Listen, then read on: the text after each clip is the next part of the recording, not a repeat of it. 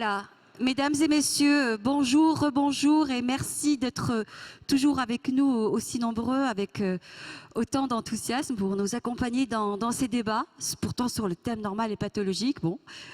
Et donc bonjour aussi à ceux qui sont dans les autres salles, ils nous suivent sur écran, à ceux qui nous suivent aussi sur Internet, puisque nous sommes diffusés en live streaming sur rue 89 Strasbourg, sur Stras TV, sur Boulevard des Productions, mais également le site des dernières nouvelles d'Alsace. Et on pourra nous retrouver aussi en replay sur la chaîne du Forum européen de bioéthique, la chaîne YouTube, et Arte Futur. Alors, nous avons le plaisir immense d'accueillir aujourd'hui le philosophe André Consponville.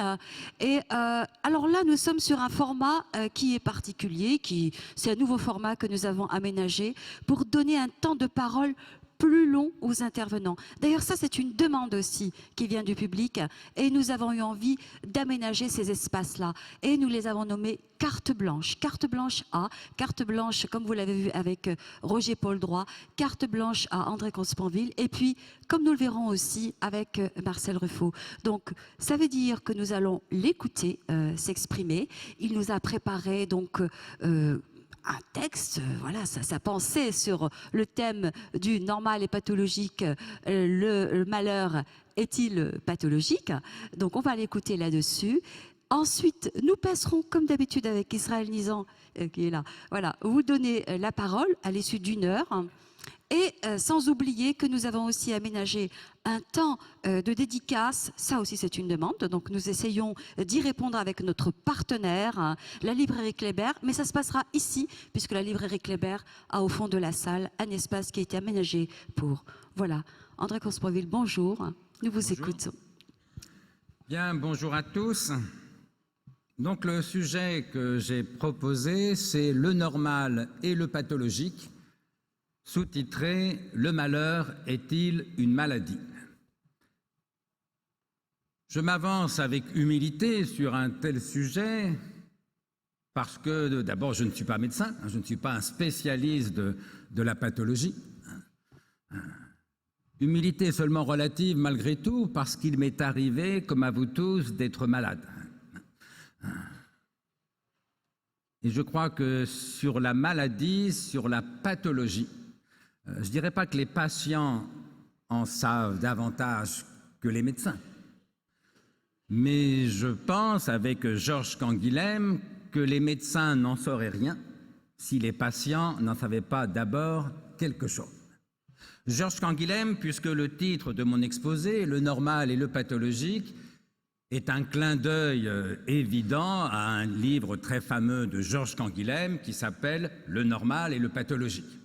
Georges Canguilhem, qui est un philosophe, élève du philosophe Alain, mais aussi médecin. Hein, c'est l'un des rares cas, il y en a eu d'autres, notamment c'était le cas de François Dagonier, qui était à la fois agrégé de philosophie et docteur en médecine. Et comme il a fait des études de médecine, il a soutenu une thèse de médecine, et sa thèse, c'était le normal et le pathologique. Et bien sûr, je vais m'appuyer, surtout dans la première partie de mon exposé, sur ce beau livre très fameux de Georges Canguilhem. Humilité seulement relative, disais-je, parce qu'il m'est arrivé d'être malade, mais aussi parce qu'il m'est arrivé, là encore, comme à la plupart d'entre nous, d'être malheureux. Et du malheur, au moins, nous avons une expérience. Mon idée, c'est même, pour tout vous dire, que notre expérience du malheur est mieux avérée que celle du bonheur. J'en parle longuement dans mon dernier livre, on pourra en reparler éventuellement pendant le débat. Il m'est arrivé d'être malheureux, et puis surtout, la question du malheur, au même titre que la question du bonheur, fait partie des objets traditionnels de la philosophie. Depuis aussi longtemps que la philosophie existe, disons depuis les Grecs, depuis 25 siècles. Au même titre d'ailleurs que la dépression, parce que quand je pose la question « le malheur est-il une maladie ?» c'est bien sûr par différence avec la dépression, qui assurément en est une. Au même titre que la dépression, ou plus généralement les troubles de l'humeur, comme disent aujourd'hui nos psychiatres, font partie Depuis 25 siècles, là encore, des objets traditionnels de la médecine, depuis le corpus hippocratique en Grèce pour ce qui est de l'Occident. Alors ça ne signifie pas, bien sûr, que philosophie et médecine soient la même chose, ni que tout malheur soit pathologique. Et même au fond, l'essentiel de mon exposé consistera à montrer que médecine et philosophie, ce sont deux choses différentes et que le malheur n'est pas forcément, pas toujours pathologique. Et que donc le malheur et la dépression aussi sont deux choses différentes. Alors pour ce faire, je procéderai en 3 temps. Dans un premier temps, je traiterai le thème du normal et du pathologique, où là je serai très débiteur du travail de Georges Canguilhem. Donc première partie, le normal et le pathologique. Dans un deuxième temps, je traiterai le thème philosophie et médecine. Enfin, dans un troisième temps, je traiterai le thème malheur et dépression, pour poser la question, le malheur est-il une maladie? Et puis pour tenter d'y répondre. Donc d'abord, le normal et le pathologique. Alors ce sont deux concepts traditionnellement opposés, dont on pourrait penser qu'ils se définissent l'un par l'autre. Serait normal tout ce qui n'est pas pathologique, serait pathologique tout ce qui n'est pas normal. Et en un sens, ça n'est pas faux. Sauf que si l'on se contentait de cette approche seulement différentialiste, cela nous enfermerait dans un cercle. Nous saurions que ces deux concepts s'opposent sans savoir ce qu'ils signifient.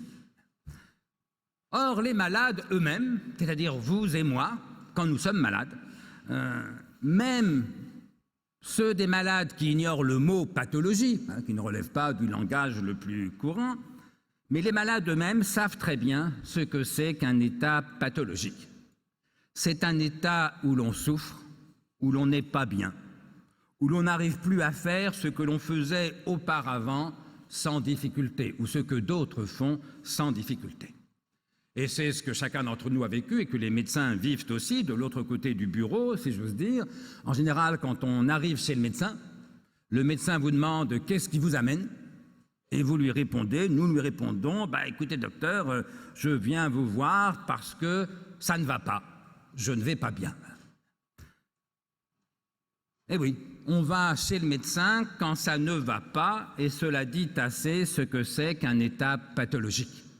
C'est d'abord un état de souffrance ou d'impuissance. Georges Canguilhem, dans son livre, écrit ceci: « Pathologique implique pathos », c'est l'origine grecque du mot pathologie. Pathologique implique pathos, c'est-à-dire sentiment direct et concret de souffrance, d'impuissance, sentiment de vie contrariée. Souffrance, impuissance, vie contrariée. Voilà ce que c'est qu'un état pathologique. Et même ceux qui ne connaissent pas le mot pathologie ont eu l'expérience d'état de souffrance, d'impuissance, de vie contrariée qu'on appelle un état pathologique. Et c'est de là qu'il faut partir. Autrement dit, comme l'écrit là encore Georges Canguilhem, je cite, « c'est le point de vue du malade qui est au fond le vrai. » Non bien sûr sur ce qu'est sa maladie, peut-être qu'il ne sait pas ce qu'il a comme maladie, mais sur le fait qu'il est malade, en tout cas sur le fait qu'il souffre. Et cette espèce de privilège, de primauté du point de vue du malade donne raison au fond à la fameuse formule du chirurgien René Le Riche au début du XXe siècle qui disait « La santé, c'est la vie dans le silence des organes. » La vie dans le silence des organes. Quand vous avez mal au ventre, là il y a un symptôme, ça veut dire quelque chose. Quand vous n'avez mal nulle part, qu'est-ce que ça veut dire? Ça ne veut rien dire. C'est ce que Le Riche appelle le silence des organes. La santé, c'est la vie dans le silence des organes, disait René Le Riche. Inversement, écrit Canguilhem, la maladie, c'est ce qui gêne les hommes dans l'exercice normal de leur vie et dans leurs occupations, et surtout ce qui les fait souffrir, Bref, le normal, c'est quand je n'ai mal nulle part. Voilà. Sauf quand j'appuie, comme disait un humoriste possiblement hypocondriaque. Je ne sais plus quel humoriste c'était, mais qui disait dans un spectacle, j'ai mal nulle part, sauf quand j'appuie. Le normal, c'est quand je n'ai mal nulle part. La pathologie, c'est quand j'ai mal quelque part, même sans appuyer fort, ou quand je suis gêné, diminué, handicapé. De ce point de vue, encore une fois, la pathologie mérite bien son nom ou son étymologie. Pathos en grec, c'est la passion, autrement dit ce qu'on subit, ce qu'on n'a pas choisi, ce dont on pâtit. Pathos en grec, c'est la passion, mais c'est aussi la souffrance, l'épreuve, le malheur. Mais l'étymologie, bien sûr, ne tient pas lieu d'analyse conceptuelle. Ça explique l'origine du mot, ça n'épuise pas le contenu du concept. Parce qu'enfin, si on s'arrêtait là, pathos égale souffrance, il faudrait en conclure que toute souffrance serait pathologique et le malheur ne serait qu'une maladie parmi d'autres. Eh bien justement, je n'en crois rien. Et c'est là où il faut y regarder de plus près. Prenons un contre-exemple. C'est le contre-exemple que propose Georges Canguilhem. Imaginons un homme de 40 ans, ne souffrant d'aucun symptôme, qui n'a mal nulle part, et qui tout d'un coup se fait assassiner. Comme c'est un meurtre, il y a une autopsie. Et dans l'autopsie, le médecin découvre que cet homme assassiné était en fait atteint, sans le savoir, donc sans en souffrir le moins du monde, mais était atteint d'un cancer du rein. Il était donc malade, puisque le cancer est une maladie. Et pourtant, il ne souffrait aucunement. Il était malade sans avoir mal nulle part, il était malade dans le parfait silence des organes. Alors on pourrait en conclure que la définition de Le Riche est fausse, puisque là, il y avait silence des organes, il avait pas mal au rein, et pourtant, il était malade. Eh bien, on aurait tort d'en conclure que la formule de Le Riche est fausse, parce que, explique Canguilhem, on ne considère le cancer du rein comme une maladie que parce qu'il fait souffrir ou mourir. Alors, en l'occurrence, il n'avait pas encore commencé à souffrir. Mais si le médecin légiste dit « il était malade sans le savoir, il avait un cancer », c'est qu'il sait bien, lui, que le cancer du rein, en l'occurrence, ça fait souffrir, ça fait mourir. C'est donc rétrospectivement, parce qu'il sait que le cancer du rein cause des souffrances, éventuellement la mort, que le médecin légiste conclut que ce patient qui n'avait pas encore souffert était en vérité déjà malade. Bref, écrit Canguilhem, si aujourd'hui la connaissance de la maladie par le médecin peut précéder l'expérience de la maladie par le malade, votre médecin peut savoir que vous êtes malade avant que vous n'ayez quelques symptômes que ce soit. Si aujourd'hui la connaissance de la maladie par le médecin peut précéder l'expérience de la maladie par le malade, c'est parce que autrefois, la seconde, l'expérience du malade, sa souffrance, a suscité ou appelé la première, la connaissance du médecin. Bref, continue Canguilhem, c'est parce qu'il y a des hommes qui se sentent malades qu'il y a une médecine. Et non parce qu'il y a des médecins que les hommes apprennent d'eux leur maladie. Vous me permettrez de répéter la phrase à l'intention des médecins qui sont dans la salle, tout à fait amicalement, en les remerciant d'être venus, mais je recite à nouveau Canguilhem, c'est parce qu'il y a des hommes qui se sentent malades qu'il y a une médecine, et non pas parce qu'il y a des médecins que les hommes apprennent d'eux leur maladie. Ça me fait penser à ce que me disait le professeur Bernard Grenier, qui dirigeait il y a très longtemps le service de pédiatrie de l'hôpital de Tours. Un jour, il reçoit un jeune interne qui demande à faire son stage dans le service de pédiatrie de l'hôpital de Tours. Et le professeur Bernard Grenier lui dit « Ah oui, très bien, mais pourquoi voulez-vous venir chez moi ?» L'étudiant lui répond « Je voudrais voir des maladies. Je voudrais voir des maladies. » Bernard Grenier lui a dit « Écoutez, là, vous êtes trompé d'adresse. Chez moi, il n'y a pas de maladie. Il n'y a que des malades. » Bref, on a besoin du médecin pour savoir ce qu'on a, mais pas, sauf exception, pour savoir qu'on a quelque chose qui ne va pas. Parce que sur le fait que ça ne va pas, on en sait plus au fond que le médecin, et on le sait avant lui, puisque c'est pour ça que justement on va chez le médecin. Alors ça explique que le concept de normalité soit un concept normatif, et non pas seulement statistique. Alors ça, c'est un point très important. Norma, en latin, là encore l'étymologie est éclairante, norma en latin, d'où vient bien sûr et normal et normatif. Norma en latin, c'est d'abord l'équerre.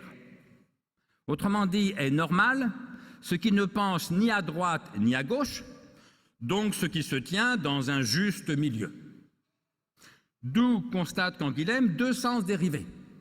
Il y a un sens descriptif, est normal ce qui se tient dans un juste milieu statistique. Autrement dit, est normal ce qui entre dans la moyenne statistique. Et puis il y a un deuxième sens qui n'est plus un sens descriptif, mais un sens normatif.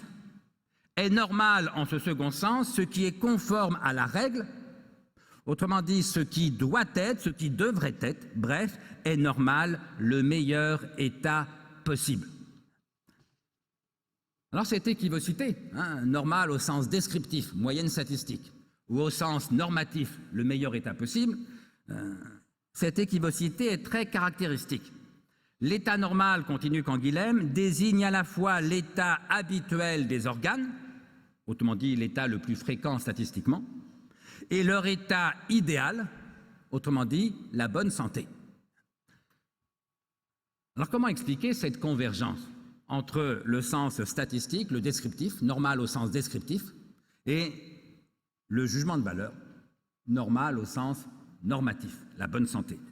Eh bien, explique Canguilhem, c'est que la vie est en fait une activité normative. Il y a, écrit Canguilhem, une normativité biologique. Autrement dit, là, ce n'est pas un jugement de valeur subjectif, comme on peut voir en esthétique, en politique ou en morale. C'est la vie elle-même qui produit sa propre normativité intrinsèque.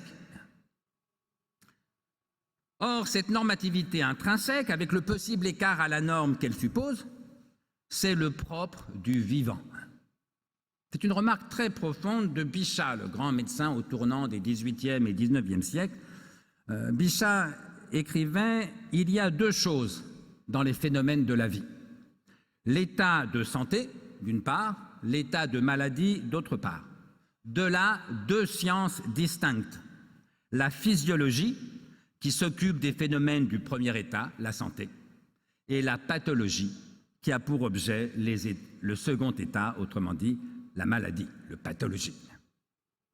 Or, constate Bichat, dans les sciences physiques, il n'y a que la première histoire, jamais la seconde ne se trouve. Bref, en physique ou en chimie, il n'y a que des états normaux. La matière n'est jamais malade.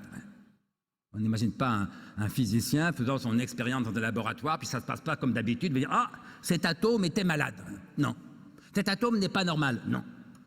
La différence entre le normal et le pathologique n'existe qu'à partir du moment où il y a du vivant. Cela confirme que la notion de maladie, donc de normalité au sens normatif, ne concerne que le vivant. Seul un vivant peut être malade. Seul un vivant peut être soumis à ce qu'Canguilhem appelle la normativité biologique. De ce point de vue, souligne Canguilhem, il faut distinguer deux concepts qu'on confond trop souvent. Le concept d'anomalie et le concept d'anormalité. Anomalie, anormalité. Normal, je l'ai dit, vient du latin norma, qui signifie d'abord l'équerre, puis la norme, la règle. Être anormal, c'est n'être pas d'équerre, c'est s'écarter de la règle ou de la norme. Et donc, en ce sens-là, c'est normatif. Alors que anomalie, contrairement à ce qu'on croit parfois, et contrairement, pour tout vous dire, à ce que j'ai cru moi-même pendant longtemps. Je croyais qu'anomalie, ça venait du grec nomos, la loi. Autrement dit qu'un état d'anomalie serait un état non conforme à la loi, auquel cas anormal et anormalité et anomalie seraient interchangeables. L'un vient du latin, l'autre du grec, mais ça serait le même sens. Sauf que justement, anomalie ne vient pas du grec nomos, la loi, mais du grec omalos. Omalos, en grec, ça signifie ce qui est uni, égal, lisse. Par différence avec son contraire, anomalos, d'où vient anomalie, anomalos qui signifie ce qui est inégal, rugueux, irrégulier, au sens où l'on en parle pour un terrain. Vous avez un terrain avec des bosses, des vallées, des collines, que sais-je, vous direz le terrain est irrégulier. Ce n'est pas le condamner. Et même en général, on préfère un terrain un peu irrégulier qu'une morne plaine. Hein. On préfère, je ne sais pas, en gros, les Alpes à la Beauce, pour dire la chose. Je ne voudrais blesser personne s'il y a ici des Beaucerons. Hein, vous voyez, donc ici, l'anomalie, ça n'est pas un jugement de valeur, c'est un constat purement statistique. C'est un écart non pas à la norme, mais c'est un écart par rapport à la moyenne statistique. Bref, anomalie est un concept purement descriptif, statistique, alors que anormalité est un concept qui peut être parfois descriptif, mais qui en médecine est un concept normatif, qui inclut un jugement de valeur, pas un jugement moral, mais un jugement fondé sur la normativité du vivant. Exemple. Courir un 100 mètres en moins de 10 secondes. C'est une anomalie statistique. Le plus vraisemblable de très loin, c'est que malgré la foule considérable que nous sommes aujourd'hui, il est très vraisemblable que personne ici ne peut courir un 100 mètres en moins de 10 secondes. Courir un 100 mètres en moins de 10 secondes, c'est une anomalie, mais bien sûr, ça ne fait pas de nos sprinteurs des anormaux. Ils sont des exceptions statistiques, ils ne sont en rien anormaux. Et si un jour, aux prochains Jeux olympiques, on voit quelqu'un courir un 100 mètres en 8 secondes de dixième, alors on criera au miracle, au surhomme, ça sera une claire anomalie. Ça ne fera pas de ce champion un anormal. Alors ça, c'est quelque chose qui est souvent mal perçu, parce que ce n'est pas politiquement correct. Parce que s'il y a une normativité biologique, il y a des anormaux. Je suis désolé de devoir le dire. Le politiquement correct vise toujours à euphémiser le langage. C'est ce que disait Bedos, Guy Bedos, lors d'un de ses spectacles. Il disait « Aujourd'hui, on ne dit plus sourd, on dit malentendant. On ne dit plus aveugle, on dit malvoyant. Bientôt, on ne dira plus « c'est un con », on dira « c'est un mal comprenant ». Sauf que les aveugles n'en voient pas mieux pour autant, les sourds n'en entendent pas davantage pour autant, et les cons n'en sont pas plus intelligents. Alors là, je prends un exemple plaisant. Moi, j'ai vécu un exemple plus douloureux. Je participais à un colloque il y a quelques années sur le handicap. Et comme souvent dans ce colloque participent, et c'est fort heureux évidemment, beaucoup de personnes handicapées ou en situation de handicap, comme on dit aujourd'hui, là encore de façon un peu politiquement correcte, parce que le mot handicapé pourrait sembler suggérer je ne sais quel jugement de valeur humain. Et je vois une personne handicapée, très lourdement handicapée, tétraplégique, paralysée des 4 membres, bien connue dans le monde du handicap, me dire « Si tout le monde était comme moi, tétraplégique, c'est vous qui passeriez pour handicapé. » Eh bien, ce n'est pas vrai. Dans un monde où tout le monde serait paralysé des 4 membres, si tout d'un coup apparaît quelqu'un qui peut marcher, bouger les bras normalement, on ne dirait pas c'est un anormal. On dirait c'est un mutant, c'est un surhomme, c'est une anomalie statistique. On ne dirait pas c'est un anormal. Alors bien sûr, ça ne retire rien au fait que tous les êtres humains sont égaux en droit et en dignité. Et cette personne handicapée est évidemment égale en droit et dignité à tout le monde, et à moi-même, mais surtout supérieure en fait et en valeur à beaucoup d'entre nous. Il s'agit de Marcel Nuss, personnage pour lequel j'ai une extrême admiration, à cause de son courage, à cause de son intelligence, à cause de son amour éperdu de la vie.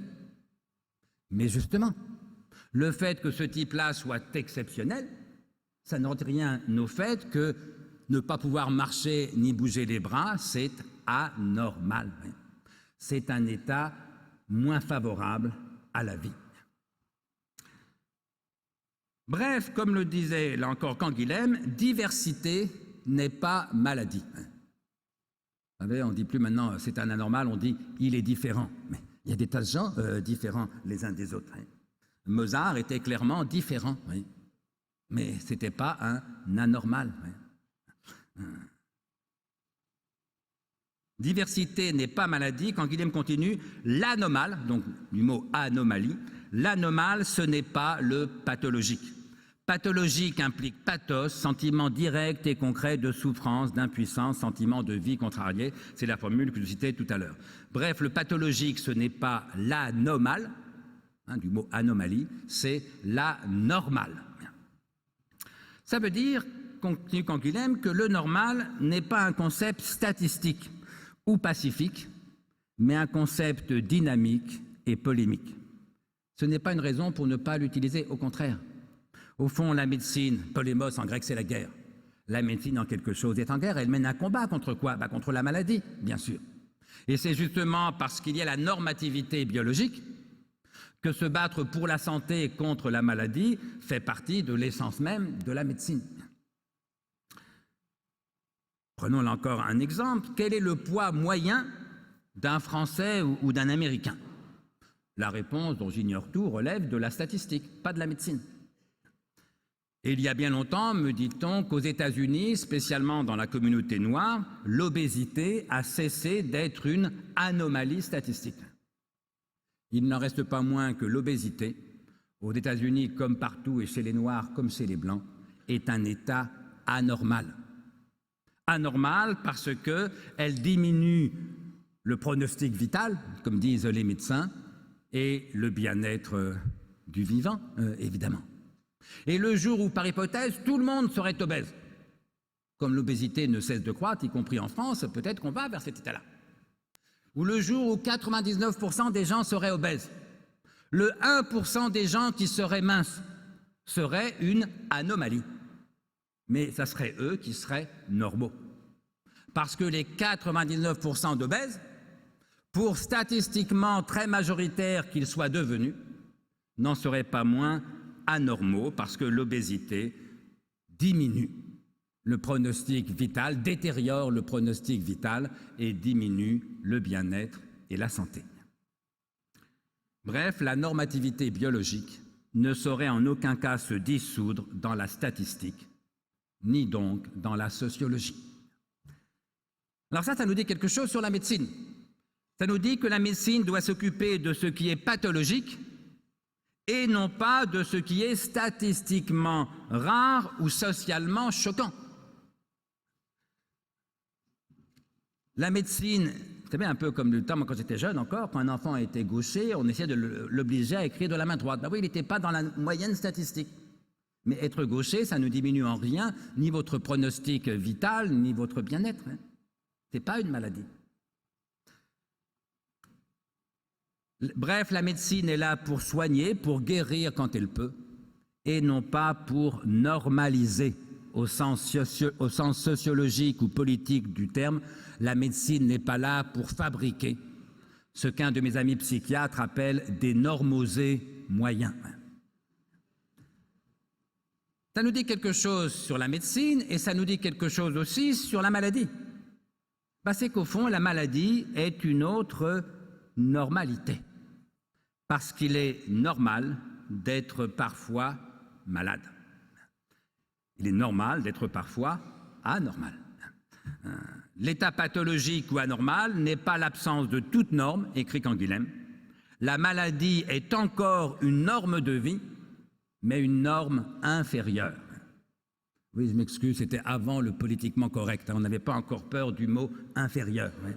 Mais enfin, si je vous dis que la maladie, en gros, c'est moins bien que la santé, je ne pense pas transgresser quelque interdit moral que ce soit. Voilà. La maladie est un état inférieur de la normativité biologique. Bref, la maladie est encore une norme de vie, mais une norme inférieure, disait Canguilhem, et ce qui veut dire que le contraire de pathologique, en toute rigueur, ce n'est pas normal, puisqu'il y a aussi, il est normal d'être malade, vous allez voir votre médecin, j'ai très mal là, etc., j'ai de la fièvre, j'ai des frissons, j'ai des courbatures, c'est normal, vous avez la grippe. Voilà. Eh oui, il y a une normalité de la pathologie. Et donc, le contraire de pathologique en toute rigueur, constaté Canguilhem, ce n'est pas normal, c'est sain, S-A-I-N. Ça nous dit quelque chose sur la médecine, ça nous dit quelque chose sur la maladie, et ça nous dit quelque chose sur la santé. C'est que la santé, par définition, par nature, est fragile et provisoire. Dès lors que la santé est une norme, voire un idéal, il est possible et même probable que l'on s'en écarte tôt ou tard. Vous savez ce que disait le docteur Knock de Jules Romain, et la formule est drôle parce qu'elle est littéralement vraie. D'ailleurs, mon idée, c'est qu'il n'y a que la vérité qui fasse rire. Le docteur Knock disait « La santé est un état précaire qui ne présage rien de bon ». Encore une fois, c'est vrai à la lettre. Et c'est pour ça que c'est drôle. Et c'est pour ça que c'est triste. La santé est un état précaire qui ne présage rien de bon. Eh bien, Canguilhem disait la même chose de façon un peu moins drôle. Canguilhem écrivait « La menace de la maladie est l'un des constituants de la santé. Être en bonne santé, c'est pouvoir devenir malade, pouvoir tomber malade. » Et là encore, ça me fait penser à une formule de Bichat, qui est peut-être la plus belle définition que je connaisse de la vie. Bichat écrivait, donc Bichat le médecin, Bichat écrivait « La vie est l'ensemble des fonctions qui résistent à la mort. » La vie est l'ensemble des fonctions qui résistent à la mort. Et à la fin, comme disait l'autre, c'est toujours la mort qui gagne. C'est ce qu'on appelle le tragique, mais ça n'est pas une raison pour ne pas résister à la mort le plus longtemps qu'on peut. Eh bien, si la vie est l'ensemble des fonctions qui résistent à la mort, comme disait Bichat, je dirais de même que la santé, pareillement, est l'ensemble des fonctions ou des états fonctionnels qui résistent à la maladie. Il est donc normal d'être parfois malade, comme il est normal, si j'ose dire, de parfois mourir. Un médecin m'expliquait qu'un de ses étudiants, dans une dissertation, avait écrit, donc en fac de médecine, l'étudiant avait écrit « Autrefois, les gens mouraient souvent ». Votre confrère Raphaël Nizan a écrit simplement en marge « Il ne meurt pas moins aujourd'hui ».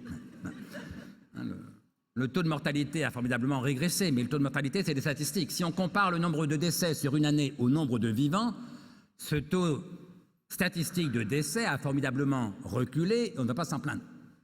Mais ce n'est pas les statistiques qui meurent, c'est les individus. Et là, je vais vous dire, le taux individuel de mort, de décès, n'a pas bougé d'une décimale depuis que l'humanité existe. Il est égal de 1 sur 1 ou de 100%. Il est normal d'être parfois malade, comme il est normal de parfois mourir. Bref, la maladie, la possibilité de la maladie fait partie de la définition de la santé, comme la possibilité de la mort fait partie de la définition de la vie.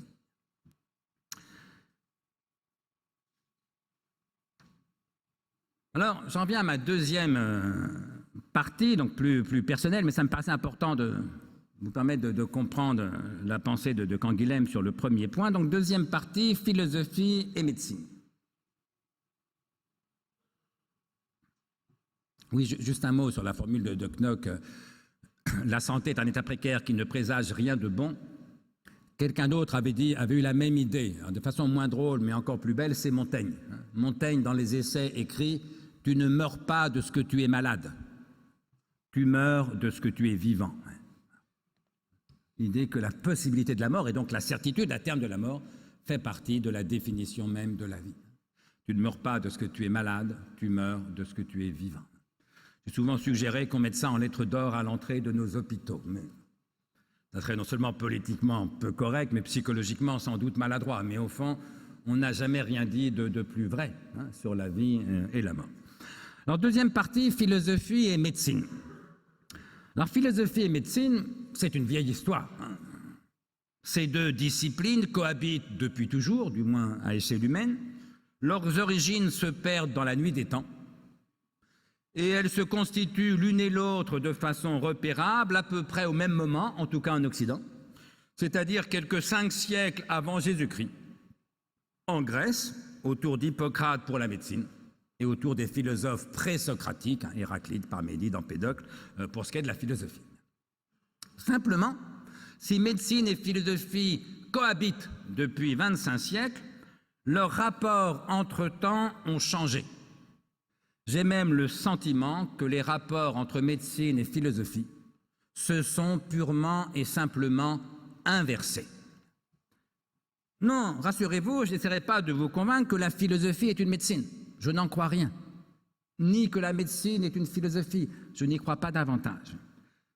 Il me semble au contraire que si nous avons besoin des deux, médecine et philosophie, c'est qu'elles sont différentes, et parce qu'elles sont différentes.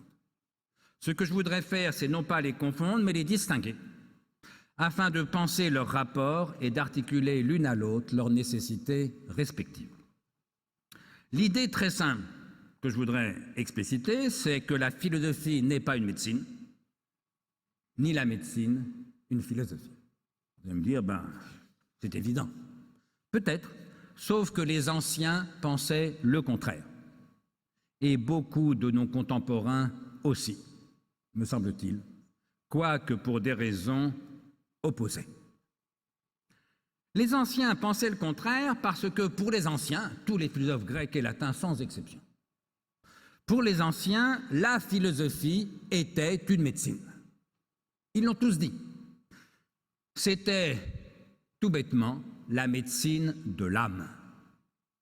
Autrement dit, il y a une analogie, au sens strict du mot analogie, c'est-à-dire une identité de rapport, qui traverse toute la pensée grecque. Ce que la santé est au corps, la sagesse l'est à l'âme. Qu'est-ce que la sagesse pour les Grecs? C'est la santé de l'âme. Et dès lors que la philosophie tend vers la sagesse, vous savez tous qu'en grec, philosophia, ça veut dire l'amour de la sagesse, la quête de la sagesse. Dès lors que la philosophie tend vers la sagesse, et puisque la sagesse, c'est la santé de l'âme, la philosophie tend donc à la santé de l'âme, c'est donc une médecine, c'est la médecine de l'âme. Et ils l'ont tous dit, je pourrais passer 2 ou 3 heures à vous faire l'énumérer de tous les textes philosophiques grecs et latins où on trouve cette définition de la philosophie comme médecine de l'âme. Rassurez-vous, je ne vais pas le faire, j'en retiens juste une qui vient d'un des philosophes qui est le plus cher à mon cœur, Épicure. Au tout début de la lettre à Ménécée, Épicure écrit ceci: « Que nul étant jeune ne tarde à philosopher, ni vieux ne se lasse de la philosophie, car il n'est pour personne, ni trop tôt ni trop tard, pour assurer la santé de l'âme. » Autrement dit, il n'y a pas d'âge pour philosopher, parce qu'il n'y a pas d'âge pour assurer la santé de l'âme. Il n'y a pas d'âge pour philosopher, parce qu'il n'y a pas d'âge pour se soigner. Et les pédiatres et les gérontologues, sur ce point, le savent bien. Il n'est jamais ni trop tôt ni trop tard pour être malade. Et donc, jamais ni trop tôt ni trop tard pour aller parfois chez un médecin, et donc c'est un philosophe quand c'est l'âme qui est malade. Alors qu'il n'y a pas d'âge pour la médecine ou la philosophie, ça reste vrai. Du moins, pas d'âge pour en profiter. Ça ne veut pas dire qu'on peut être médecin à n'importe quel âge, ni philosophe à n'importe quel âge. Mais enfin, on peut être soigné et même philosopher très tôt et très tard quand la santé s'y prête. Mais s'il reste vrai qu'il n'y a pas d'âge pour la philosophie ni pour la médecine, il n'en reste pas moins vrai que cette analogie entre la médecine et la philosophie est devenue fausse. Pour les anciens, la philosophie était une médecine, c'était la médecine de l'âme, et plus pour nous. Vous ne trouverez aucun philosophe contemporain qui vous dira que la philosophie, c'est la médecine de l'âme. Alors pourquoi ce qui était vrai dans l'Antiquité, la philosophie comme médecine de l'âme, ne l'est-il plus dans les temps modernes? Essentiellement pour 3 raisons que je me contente de pointer brièvement. La première raison, c'est qu'en cours de route, spécialement au XIXe siècle, alors en France autour de François Magendie et de Claude Bernard, et plus encore au XXe siècle, la médecine est devenue une science, ou en tout cas, comme dit encore Canguilhem, une technique ou un art au carrefour de plusieurs sciences. La médecine est devenue scientifique. Et c'est une très bonne nouvelle. La médecine ne sera jamais trop scientifique. Elle ne sera jamais assez humaine, mais jamais trop scientifique. L'erreur, c'est évidemment d'opposer l'humanité ou l'humanisme à la scientificité, ça va de soi. Voilà, la médecine est devenue une science au cours des 19e, 20e siècles. Le même professeur Bernard Grenier, que j'évoquais tout à l'heure, avait coutume de dire, quand il faisait des séminaires de formation pour ses jeunes confrères, il disait « La médecine scientifique a commencé en France le 6 juin 1944 », c'est-à-dire avec le débarquement américain. Parce qu'il se trouve que les médecins américains avaient à l'époque au moins assez d'avance pour qu'en effet, une espèce de révolution se soit passée en Europe, dans le monde médical. Donc je dis que la première raison qui nous interdit de poursuivre l'analogie philosophie-médecine, ou santé-sagesse, et donc qui nous interdit de penser que la philosophie est sur la médecine de l'âme, c'est qu'entre-temps la médecine est devenue une science, ce que la philosophie, bien sûr, ne pourra jamais devenir. La médecine est devenue scientifique et la philosophie ne le deviendra jamais. Non pas, soit dit en passant, qu'aucun problème philosophique ne soit susceptible d'une solution scientifique. Mais quand un problème philosophique est susceptible d'une solution scientifique, ce n'est plus un problème philosophique. Ce n'est pas que la philosophie est devenue une science, c'est que le problème a quitté la philosophie pour devenir un problème scientifique. Par exemple, la Terre est-elle au centre de l'univers, ou au centre du système solaire? Ça vaut dans les deux cas. Le problème a été philosophique pendant 21 ou 22 siècles. Il a formidablement occupé notamment les anciens. Et puis du jour où le problème est susceptible d'être posé et résolu scientifiquement, il cesse par là même d'être un problème philosophique. Et donc vous comprenez bien, puisque la médecine est devenue scientifique, ce que la philosophie ne peut pas devenir, l'analogie philosophie-médecine, évidemment, n'est plus tenable. La deuxième raison qui interdit de penser aujourd'hui que la philosophie soit la médecine de l'âme, c'est tout bêtement que la santé de l'âme, entre-temps, a trouvé ses thérapeutes, qui ne sont pas des philosophes, mais des médecins, les psychiatres, les généralistes, ou des psychothérapeutes, mais en aucun cas des philosophes. Autrement dit, ce qui nous interdit de donner pour but à la philosophie la santé de l'âme, c'est le fait que nous avons désormais des médecins et des psys pour ça. Enfin, la troisième raison qui fait que nous ne pouvons plus assumer l'idée que la philosophie serait une médecine, et spécialement la médecine de l'âme, c'est que nous savons, nous les modernes, plus lucides au moins sur ce point que les anciens, mais plus lucides notamment grâce au progrès même de la médecine, et spécialement de la psychiatrie. Nous savons, nous les modernes, que la sagesse ne se réduit pas à la santé. Ce sont deux concepts différents. La sagesse, c'est-à-dire quoi ? Bien, je répondrai, la sagesse, c'est-à-dire l'art de vivre heureux, ou à peu près heureux et serein, dans la vérité, ne se réduit pas à la santé, c'est-à-dire à la capacité de vivre efficacement dans le réel. Et je crois qu'ici, il faut se méfier de ce que François Georges, il y a de nombreuses années, à propos de Nietzsche, appelait la pensée sanitaire, qui voudrait, c'est en effet une idée qu'on trouve chez Nietzsche, qui voudrait que toute pensée, et spécialement toute philosophie, doivent tendre vers une maximisation de la santé. Eh bien, je n'en crois rien. Pour un philosophe, et pas seulement pour le philosophe que je suis, mais pour les philosophes que vous êtes tous appelés à être, pour un philosophe, il ne s'agit pas de penser ce qui rend la vie plus facile, plus confortable, plus efficace. Il ne s'agit pas, ou pas seulement ni surtout, de maximiser le bien-être. Il s'agit de penser ce qui paraît vrai. Ce que Spinoza appelle la norme de l'idée vraie donnée, ce que j'appelle plus modestement, en corrigeant Spinoza par Montaigne, la norme de l'idée vraie donnée ou possible. La vérité, on ne la connaît jamais toute, jamais absolument, bien sûr, mais on en connaît malgré tout assez pour distinguer clairement la lucidité de l'illusion, le mensonge de la sincérité, la connaissance de l'ignorance. Bref, du point de vue de la philosophie, disons du point de vue de l'esprit, mieux vaut une vérité qui fait du mal, à condition que ce soit à vous-même qu'elle fasse du mal. Je dirais même à la limite, mieux vaut une vérité qui tue qu'un mensonge qui fait vivre. Mieux vaut une vérité qui fait du mal qu'un mensonge qui fait du bien. Alors vous me direz, en médecine c'est différent, mais bien sûr, peut-être que je suis en train de vous expliquer, et c'est la troisième raison qui fait qu'on ne peut plus penser la philosophie comme une médecine de l'âme.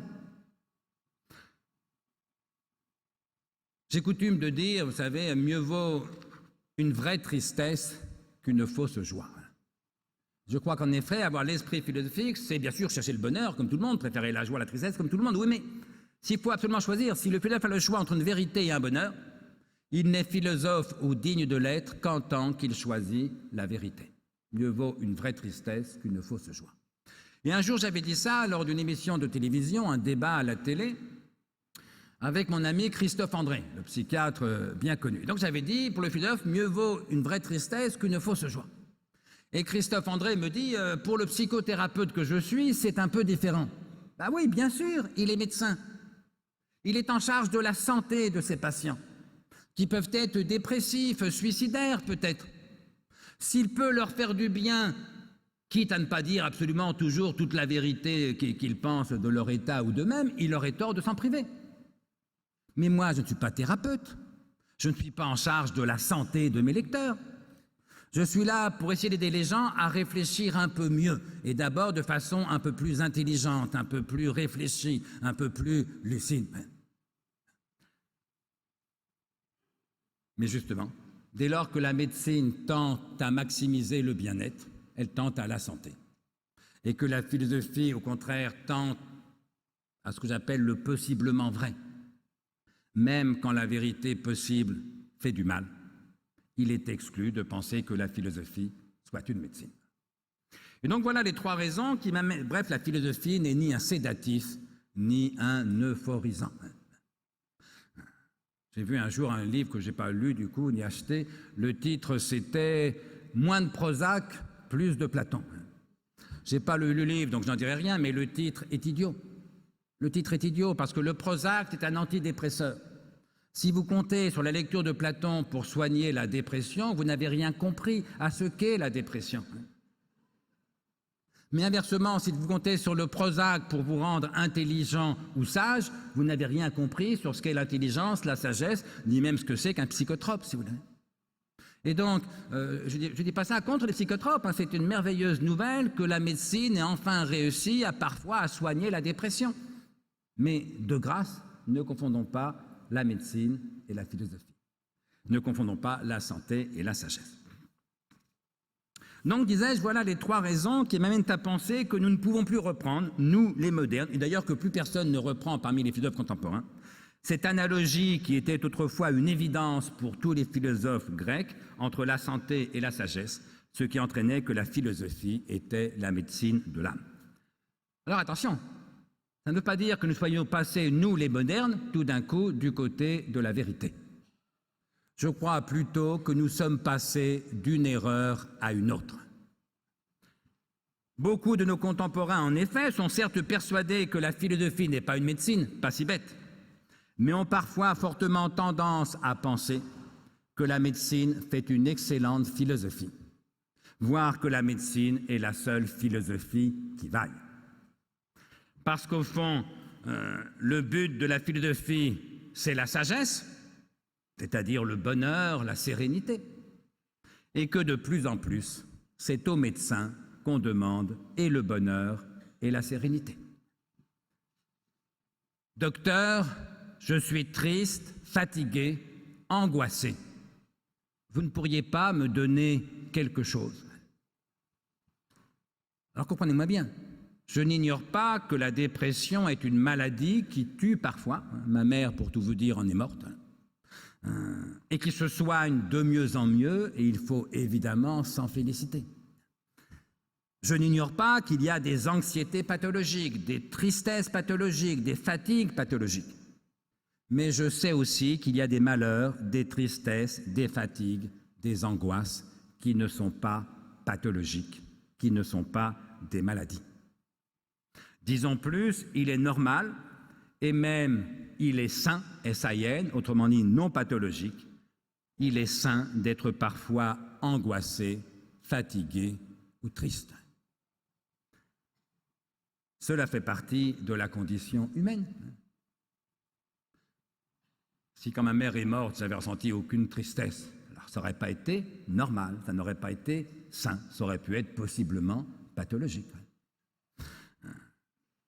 L'angoisse est le propre de l'homme. Par différence avec la peur, les animaux ont peur, mais l'angoisse, c'est de peur sans objet, c'est de peur imaginaire. C'est le propre de l'humanité. Or, l'humanité n'est pas une maladie. Elle ne relève donc pas de la médecine. Or, j'ai le sentiment que nous sommes en train d'assister à une médicalisation de l'ensemble de notre vie, voire de l'ensemble de notre société. Je crains que nous soyons en train de dériver, et d'ailleurs moins du fait des médecins que du fait d'une demande sociale qui est très forte, autrement dit de notre fait à nous. Nous sommes en train de dériver vers ce que j'appellerais un pan-médicalisme. Vous savez que to pan en grec, ça veut dire tout. Ce que j'entends par pan-médicalisme, c'est une culture, une civilisation, de plus en plus dominée par le seul idéal de la santé, et donc soumise à la seule efficience de la médecine. Dans la première occurrence que je connaisse de cette idéologie pan-médicale, c'est une boutade de Voltaire au XVIIIe siècle. Voltaire écrit quelque part « J'ai décidé d'être heureux parce que c'est bon pour la santé ». Et bien du jour où le bonheur, qui était traditionnellement le but suprême, comme disaient les Grecs, devient un moyen, un simple moyen, pour ce but suprême qui est devenu la santé, s'est opérée une inversion décisive dans le rapport moyen-fin. Ça faisait plus de 20 siècles qu'on pensait que la santé était un moyen, alors certes particulièrement précieux, mais un moyen, pour ce but suprême qu'est le bonheur. Et voilà que Voltaire nous dit dans un sourire que c'est en train de devenir l'inverse, et que le bonheur n'est plus qu'un moyen pour atteindre ce but suprême qu'est la santé. J'ai décidé d'être heureux parce que c'est bon pour la santé. Une occurrence plus récente de ce pan-médicalisme, c'est un dessin de Sampé que j'ai vu il y a quelques années dans je ne sais plus quel magazine. Le dessin représentait une grande église, une cathédrale gothique, dessinée de l'intérieur, très bien dessinée, bien sûr, c'était Sampé, vide. L'église est vide, sauf que devant l'autel, il y a une petite bonne femme, toute seule. Le sac serré sur la poitrine, en train de prier. Elle est en train de parler au bon Dieu. Et qu'est-ce qu'elle lui dit au bon Dieu? Eh bien, elle lui dit ceci: mon Dieu, j'ai tellement confiance en vous que des fois, je voudrais vous appeler docteur. Dieu est mort, vive la Sécu. Alors vous comprenez bien que ce pan-médicalisme, comme je le disais, obéit d'abord à une demande sociale, une demande du corps social. Ça ne veut pas dire que le corps médical n'y ait pas aussi sa part de responsabilité. J'en veux pour preuve la fameuse définition que l'OMS donne de la santé dans un texte, je crois, de 1946, dans l'espèce d'optimisme de la victoire contre le nazisme. C'est fait dans de très bonnes intentions, le texte que je vais lire. Définition de la santé par l'Organisation mondiale de la santé, l'OMS nous dit « La santé, ce n'est pas seulement l'absence de maladie ». Ben non, ça serait trop simple. La santé, ce n'est pas seulement l'absence de maladie, c'est un état de complet bien-être physique, psychique, affectif et social, ou émotionnel et social, selon les traductions. Un état de complet bien-être physique, psychique, affectif et social. Eh bien, je vais vous dire, si c'était vrai, il y aurait déjà dans notre pays au moins 3 millions de nos concitoyens, les chômeurs, les exclus, qui manquent de santé et qui relèvent donc d'urgence de la médecine. Sauf à penser que les chômeurs, les exclus, jouissent d'un état de complet bien-être physique, psychique, affectif et social, ce qui serait quand même paradoxal. Mais quel sens y a-t-il à envoyer 3 millions de chômeurs chez leurs médecins? Il vaudrait quand même mieux créer des emplois. Au reste, je vais vous dire, si l'OMS a raison, si la santé c'est ça, un état de complet bien-être physique, psychique, affectif et social, pour ce qui me concerne, si j'ai vécu 3 jours de santé dans toute ma vie, c'est un strict maximum. Parce que reconnaissons que les états de complet bien-être physique, psychique, affectif et social, c'est quand même une formidable exception.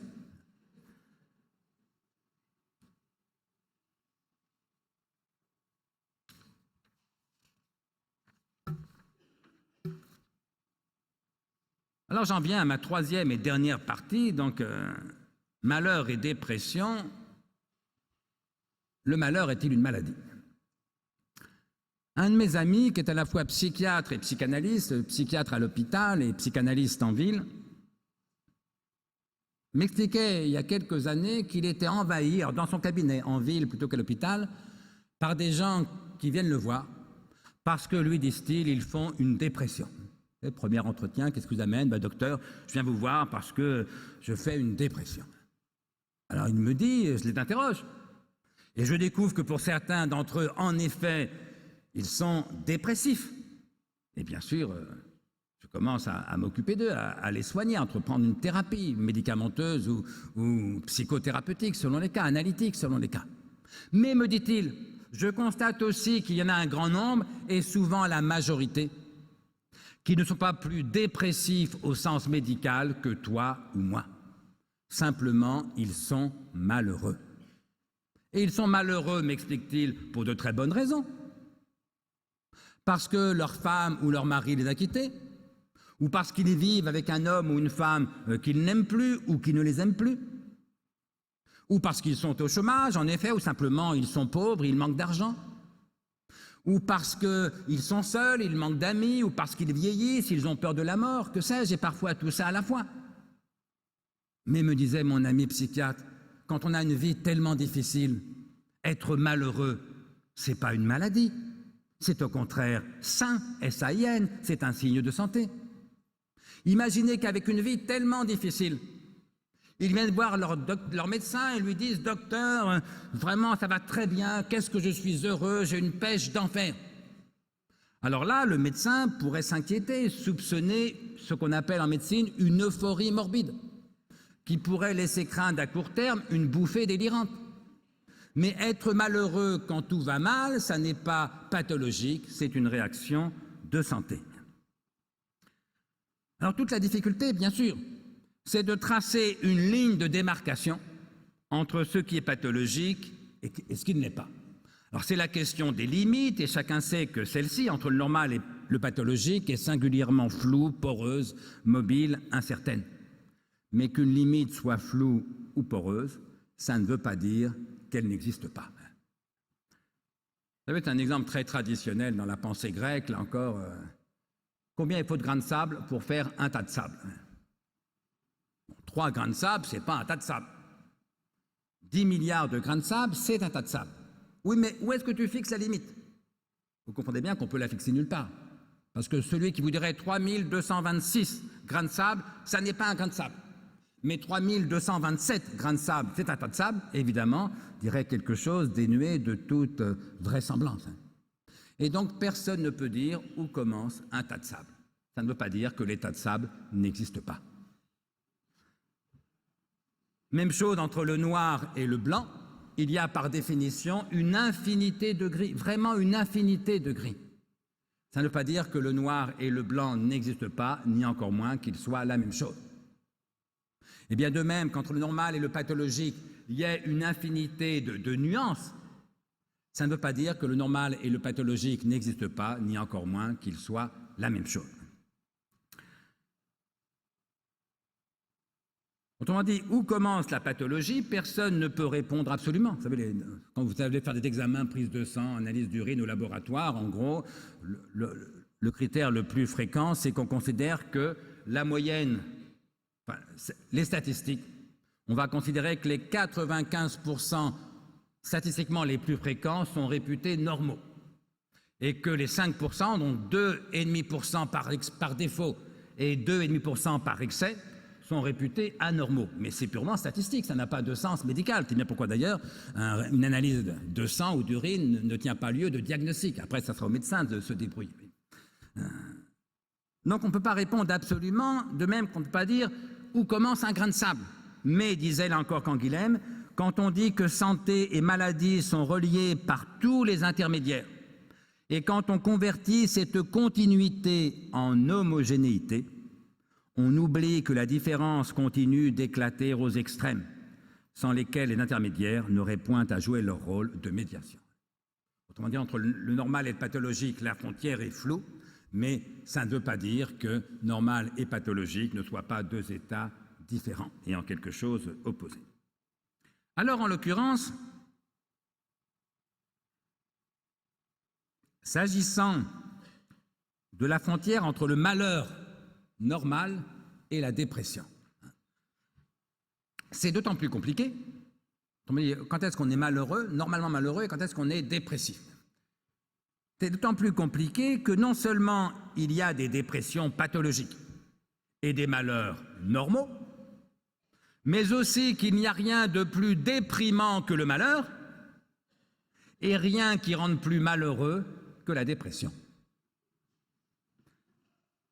Autrement dit, non seulement les deux se ressemblent, extérieurement, c'est très dur de savoir si quelqu'un est malheureux ou s'il est dépressif, c'est pour ça qu'on a besoin de psychiatres pour savoir parfois, mais en plus, l'un peut produire l'autre. Le malheur peut déprimer, la dépression rend malheureux.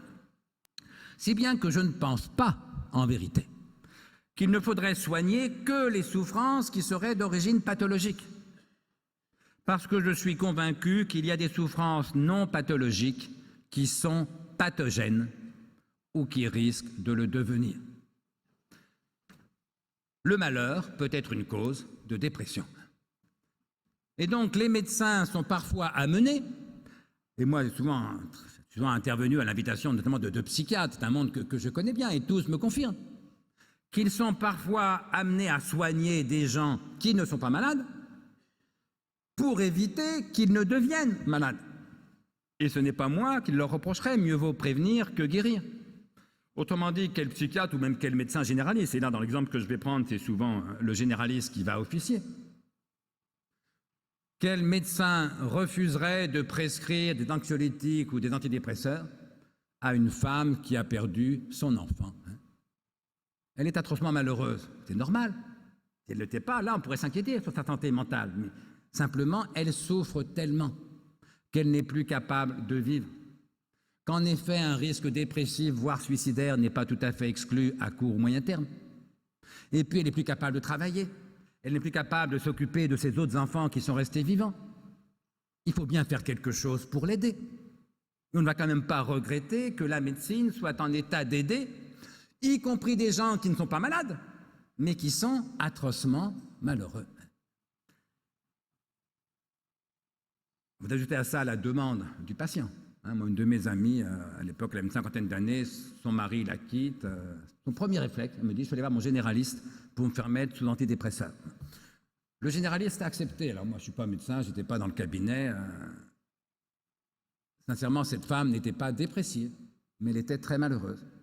Et elle a vécu l'antidépresseur comme une aide. Alors, à tort ou à raison, peut-être il y avait peut-être l'effet placebo, pas forcément, j'y reviendrai.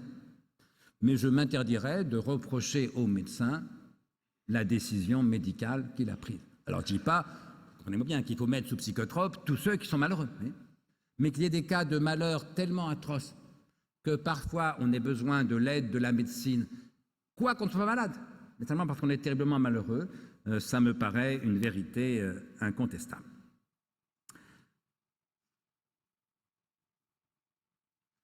Alors, il reste évidemment que la médecine ne saurait suffire à tout, ni tenir lieu de philosophie, ni de courage, ni de sagesse, ni de spiritualité. Et c'est peut-être ce que les médecins doivent parfois rappeler à leurs patients. Alors, quand le patient demande une aide médicale pour quelque chose qui n'est pas une pathologie, mais qui est un malheur, une tristesse, un chagrin, si le médecin sent que son patient est assez fort pour entendre ça, peut-être peut-il lui suggérer que ça ne relève pas vraiment de la médecine. Ça relève de la méditation, du courage, du temps qui va passer, qui va apaiser la souffrance. Ça relève peut-être de la philosophie. Bref, ne comptez pas sur la médecine pour tenir lieu de philosophie, ni pour vous dispenser de pensée. La vie n'est pas une maladie, comment la médecine pourrait-elle nous sauver? Ne comptez pas non plus sur la médecine pour tenir lieu de politique. Alors c'est une autre histoire, mais enfin en même temps c'est la même.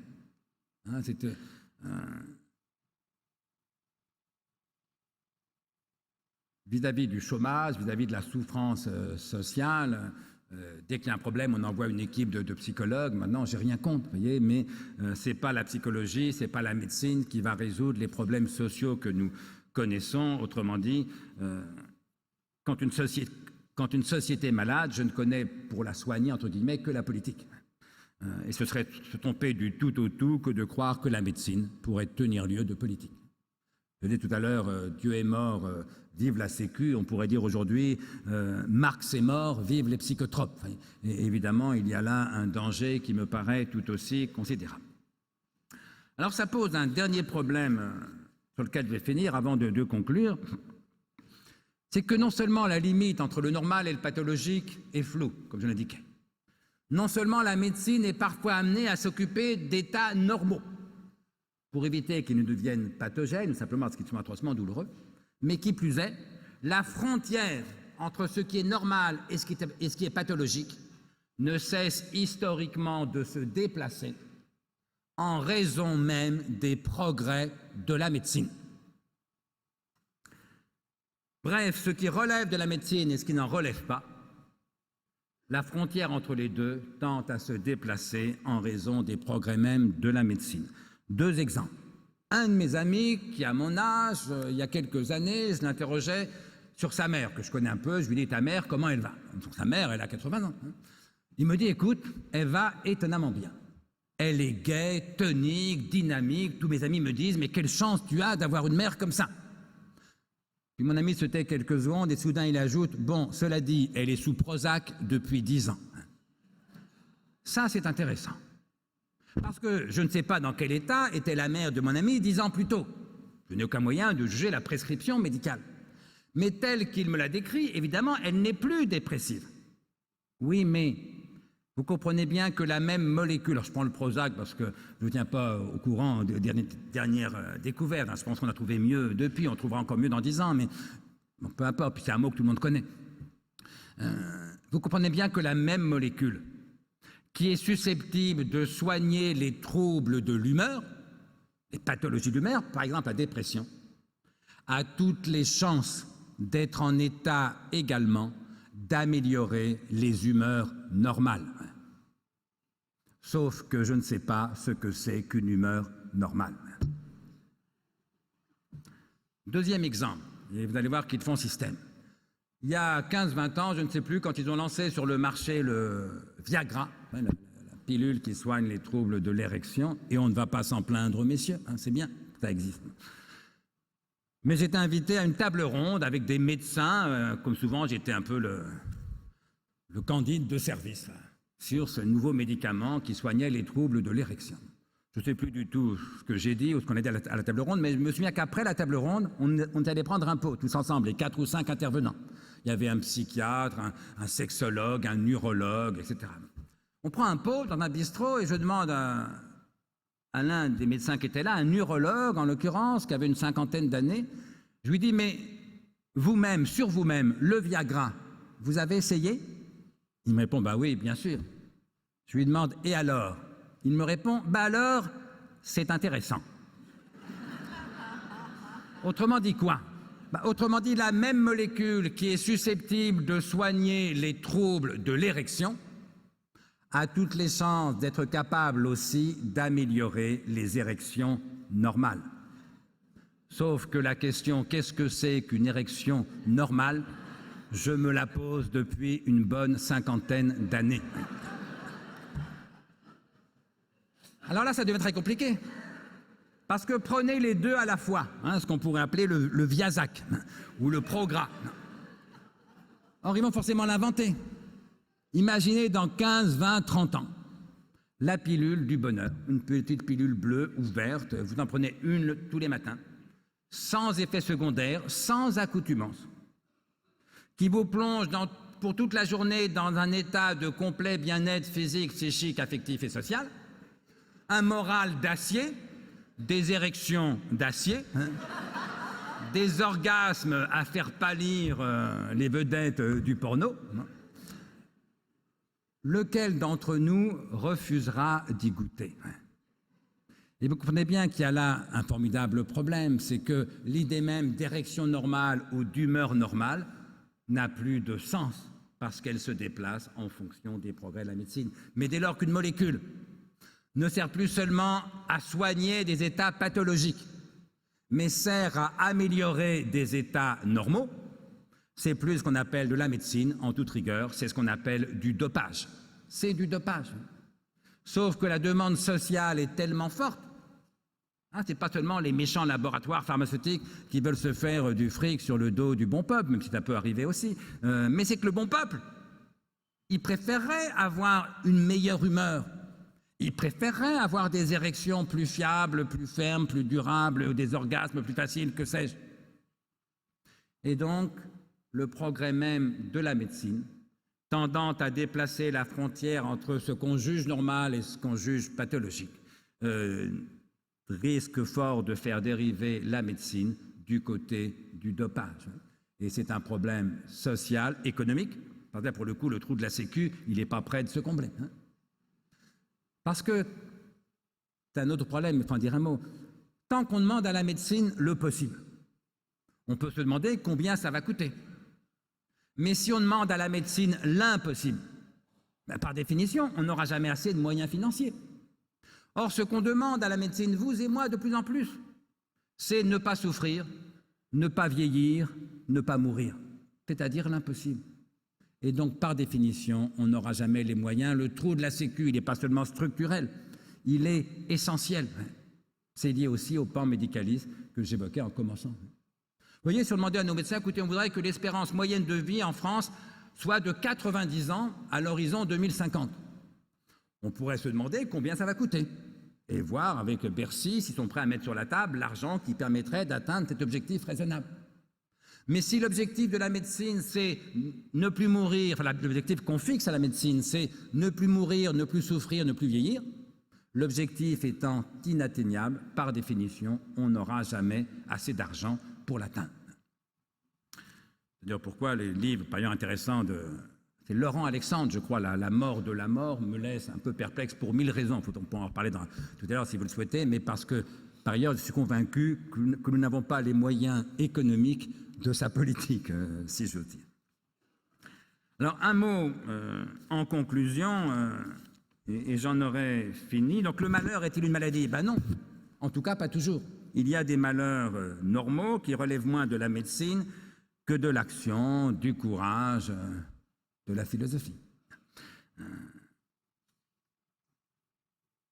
savez, il y a une phrase de Freud qui m'a toujours à la fois touché, amusé et éclairé. Freud écrit quelque part, je cite, « La psychanalyse, ça ne sert pas à être heureux.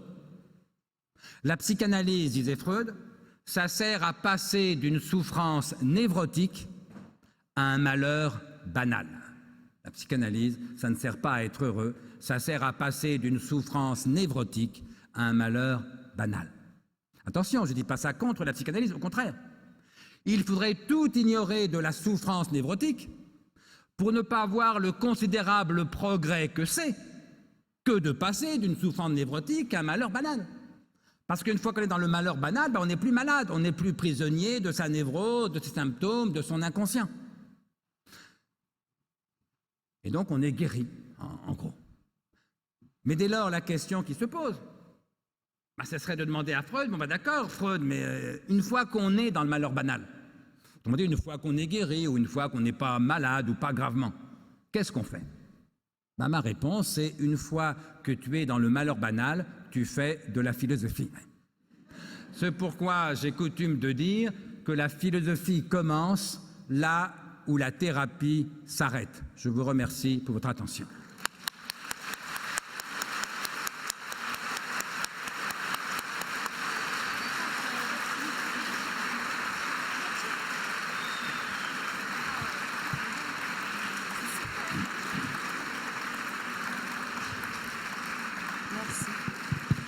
Juste, Israël, juste une chose, Mathieu. Alors, juste pour me rappeler que, alors je ne l'ai pas dit tout à l'heure, mais vous le savez bien évidemment, qu'André Consponville est également membre du Comité national d'éthique, donc le CCNE. Et en faisant allusion au livre donc, que vous pourrez vous faire dédicacer, il s'agit bien, si on peut avoir un zoom là-dessus, le livre « Ces choses tendres qu'est la vie » et aisé à troubler. Aisé à troubler, c'est la suite, n'est-ce pas? Voilà, qu'on aura donc la possibilité de vous dédicacer. Voilà, Israël Nizan. Merci beaucoup André Consponville de cet exposé magnifique. Et je voudrais vous interpeller sur un domaine où la médecine pourrait à l'avenir nous rendre malheureux. C'est celui de la médecine prédictive. Savoir qu'on est porteur de telle ou telle anomalie génétique qui nous donne une probabilité X d'avoir l'une ou l'autre maladie aux environs de tel âge, avec toutes les approximations que cette phrase sous-entend, est-ce que nous ne risquons pas à l'avenir, parce que nous aurons voulu plutôt prévenir que guérir, nous retrouver dans une situation où nous saurons tellement de choses sur nos vieux corps potentiellement malades que nous en deviendrons malades? Ça n'est pas tout à fait exclu. Alors, il faut distinguer évidemment deux cas de figure très différents. Il y a les cas, mais vous le savez mieux que moi, hein, et mieux que personne, mais il y a les cas où la médecine prédictive peut prévoir à l'avance des maladies qu'il importe de découvrir le plus tôt possible pour pouvoir éventuellement les soigner. Par exemple, on va vous annoncer, voilà, vous avez un fort risque d'avoir un cancer du sein ou du poumon ou du rein vers la cinquantaine. Mais évidemment, raison de plus pour arrêter de fumer, pour faire attention à votre régime. Auquel cas, l'information que me donne la médecine prédictive va sans doute m'atteindre au moral. Pendant quelques mois ou peut-être quelques années, je serai perturbé par ça. Mais si elle augmente effectivement le pronostic, si elle améliore le pronostic, il me semble que ça vaut la peine. Mais les cas les plus douloureux, et vous pourrez citer vous des exemples plus précis que les miens, sont les cas où on peut vous annoncer de façon certaine ou quasi certaine une maladie, enfin certaine à condition de faire le test justement. C'est toute la... Il y a des maladies dont on sait qu'elles sont héréditaires, mais où le gamin en gros a une chance sur 2, une chance sur 4, ou un risque sur 2 ou sur 4 de l'avoir, mais si on fait le test génétique, on pourra savoir s'il est porteur de la pathologie. Et donc on pourra dire à quelqu'un, voilà, vous allez mourir vers 45 ans, après une bonne dizaine d'années d'une maladie atroce et incurable. Si on lui dit ça quand il a 18 ans, en gros, on bousille sa jeunesse. Et donc je pense qu'il vaudrait mieux ne pas savoir. Alors, j'en tire la conclusion, mais moi, je ne suis pas médecin, encore une fois, mais j'en tire la conclusion, qu'il faut clairement distinguer les cas où la prévision permet d'améliorer le pronostic, auquel cas ça peut valoir la peine de gâcher un peu le moral d'un individu pour augmenter son chance de guérir, et 2, qu'il faut respecter la liberté des patients. C'est-à-dire qu'il y a des patients, dans le deuxième cas de figure que je viens d'évoquer, qui veulent savoir, et je pense que s'ils veulent savoir, on n'a pas le droit, dès lors qu'on a les moyens de leur donner la connaissance, on n'a pas le droit de le leur refuser. Mais qu'a fortiori, ceux qui ne veulent pas savoir, ceux qui ne demandent pas à savoir, on n'a pas le droit de leur imposer une vérité qu'ils n'ont pas demandée. Et c'est pourquoi, dans tout état de cause, la responsabilité du médecin est importante, son pouvoir de décision est important, mais comme toujours, je dirais de plus en plus, et c'est une évolution positive, la responsabilité du médecin quand il prend une décision, c'est aussi de tenir compte de la décision de son patient. Alors, si vous souhaitez poser des questions ou apporter votre témoignage et éclairage, c'est le moment. N'hésitez pas à nous faire signe.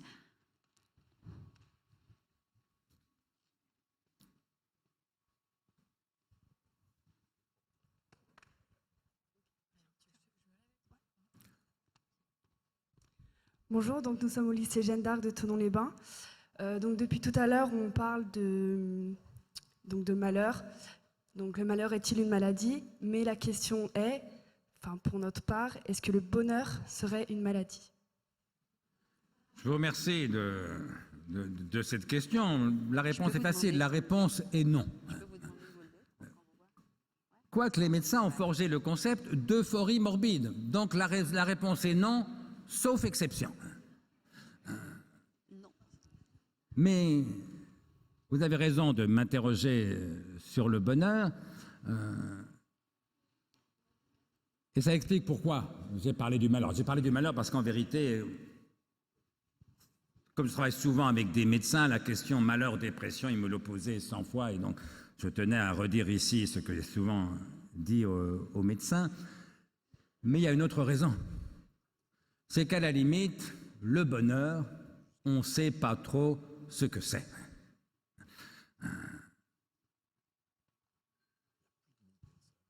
savez, le philosophe Kant, au XVIIIe siècle, disait « Le bonheur est un idéal non de la raison, mais de l'imagination. » Un idéal non de la raison, mais de l'imagination. Autrement dit, le bonheur, personne ne sait vraiment ce que c'est, ni encore moins comment l'atteindre.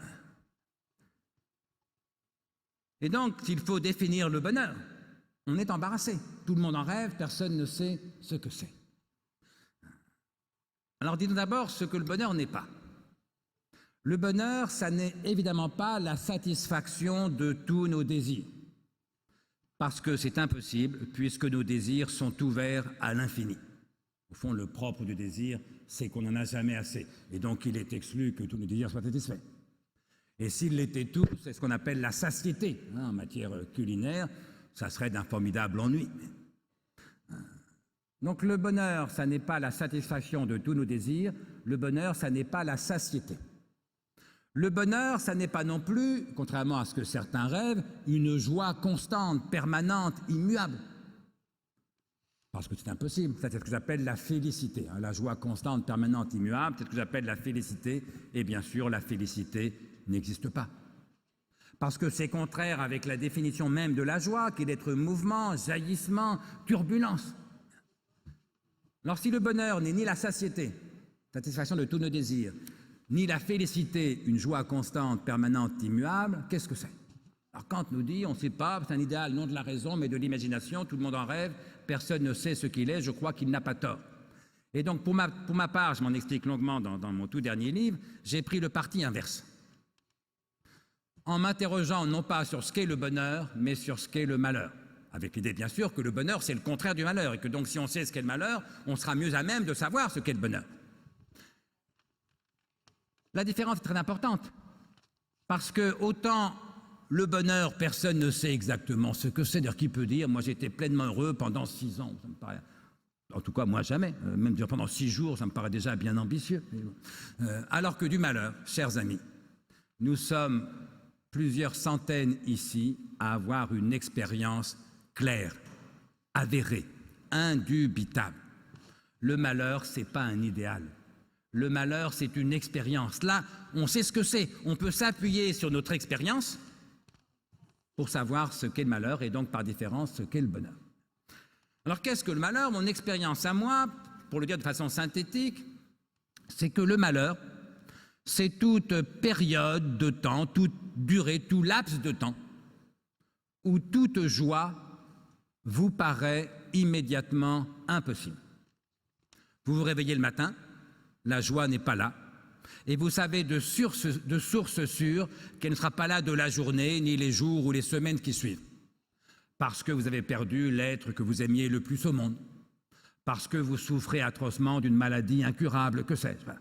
Toute joie vous paraît immédiatement impossible. C'est ce que j'appelle le malheur, et je crois que ça correspond à l'expérience vraie, commune du malheur. Qu'est-ce que le bonheur? Je dis le bonheur, c'est le contraire du malheur. Le malheur, c'est quand toute joie paraît immédiatement impossible. Le bonheur, c'est donc toute durée, tout laps de temps où la joie vous paraît immédiatement possible. Pas toujours réelle, bien sûr, arrêtez de rêver, mais toujours et continuellement possible. Vous vous réveillez le matin, la joie est là ou elle n'y est pas. Pour moi, pour tout vous dire, le matin, elle y est rarement.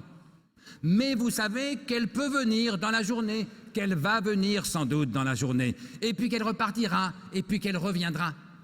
Eh bien, ces allers-retours de la joie, le fait que la joie soit non pas toujours réelle, félicité, mais continuellement possible, c'est ce que j'appelle, et je crois que c'est ce qu'on appelle le bonheur. Et bien sûr, ce n'est pas une maladie. Alors parfois, les gens me disent, mais le bonheur, ça n'existe pas. Quand j'entends ça, je me dis, en voilà encore un qui confond le bonheur et la félicité. Évidemment, si vous rêvez d'une joie constante, permanente, immuable, c'est vrai, ça n'existe pas, mais c'est pas ça le bonheur. Vous savez, il y a des sondages qu'on fait régulièrement en France, on demande aux Français, comme à d'autres pays, êtes-vous heureux? Depuis que je suis la question, la réponse est à peu près régulière. En gros, 80% de nos concitoyens répondent oui à la question « Êtes-vous heureux ?» Quand j'étais jeune, je trouvais ça fou. Je me disais « Mais les gens, ils mentent, c'est pas possible, ils racontent des histoires. » Mais non. Simplement, les gens se disent « Je ne suis pas malheureux. » Et donc, je suis heureux. C'est eux qui ont raison.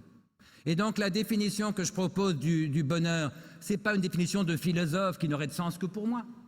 Je crois que c'est ce que les gens ont dans la tête quand ils répondent à 80% à la question « Êtes-vous heureux ?», quand ils répondent « Oui ». Le bonheur, ce n'est pas une joie constante, permanente, immuable, c'est une joie continuellement possible. Et donc, le bonheur, ce n'est pas de l'absolu, c'est du relatif. On est plus ou moins heureux, la joie est plus ou moins fréquente, probable. Ce n'est pas de l'absolu, c'est du relatif, mais qu'est-ce que c'est bon? Si bien que quand quelqu'un me dit le bonheur, ça n'existe pas, je me dis 1, il confond le bonheur et la félicité. 2, je me dis en voilà encore un qui n'a jamais été vraiment malheureux, ne serait-ce qu'une fois dans sa vie.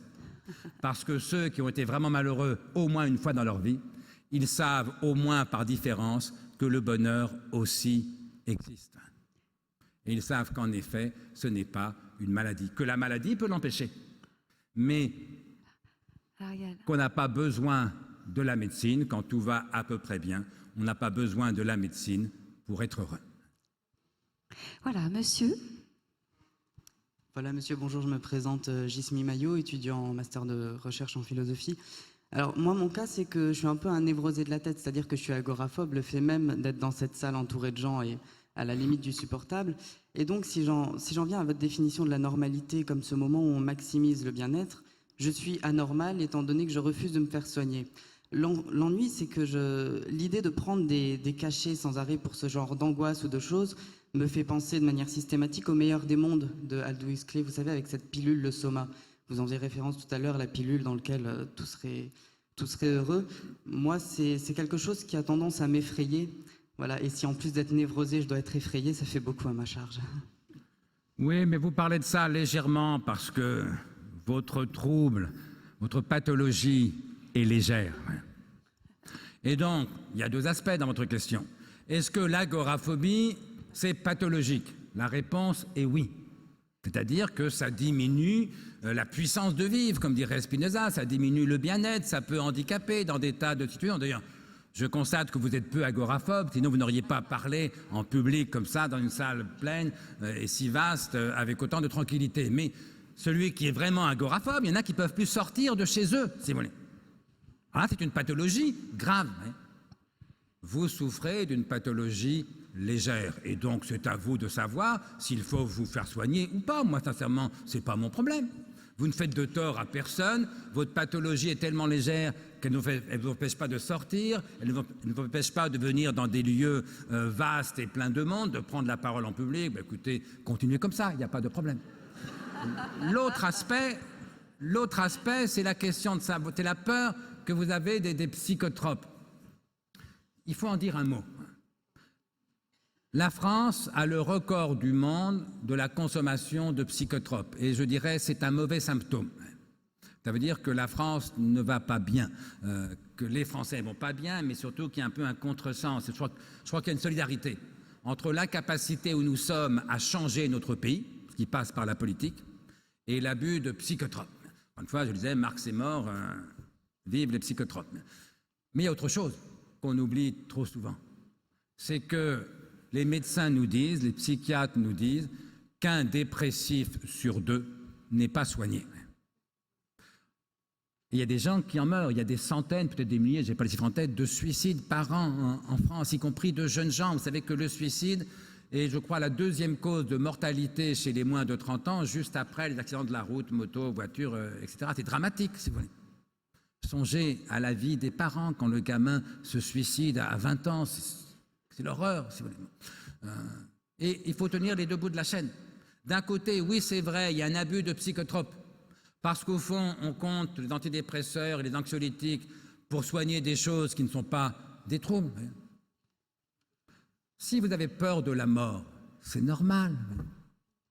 Quand vous pensez, bon, putain, comme le temps passe vite et j'aurais si peu vécu, ça me fout les boules. Mais c'est normal, ça fait 100 000 ans, 200 000 ans que c'est comme ça.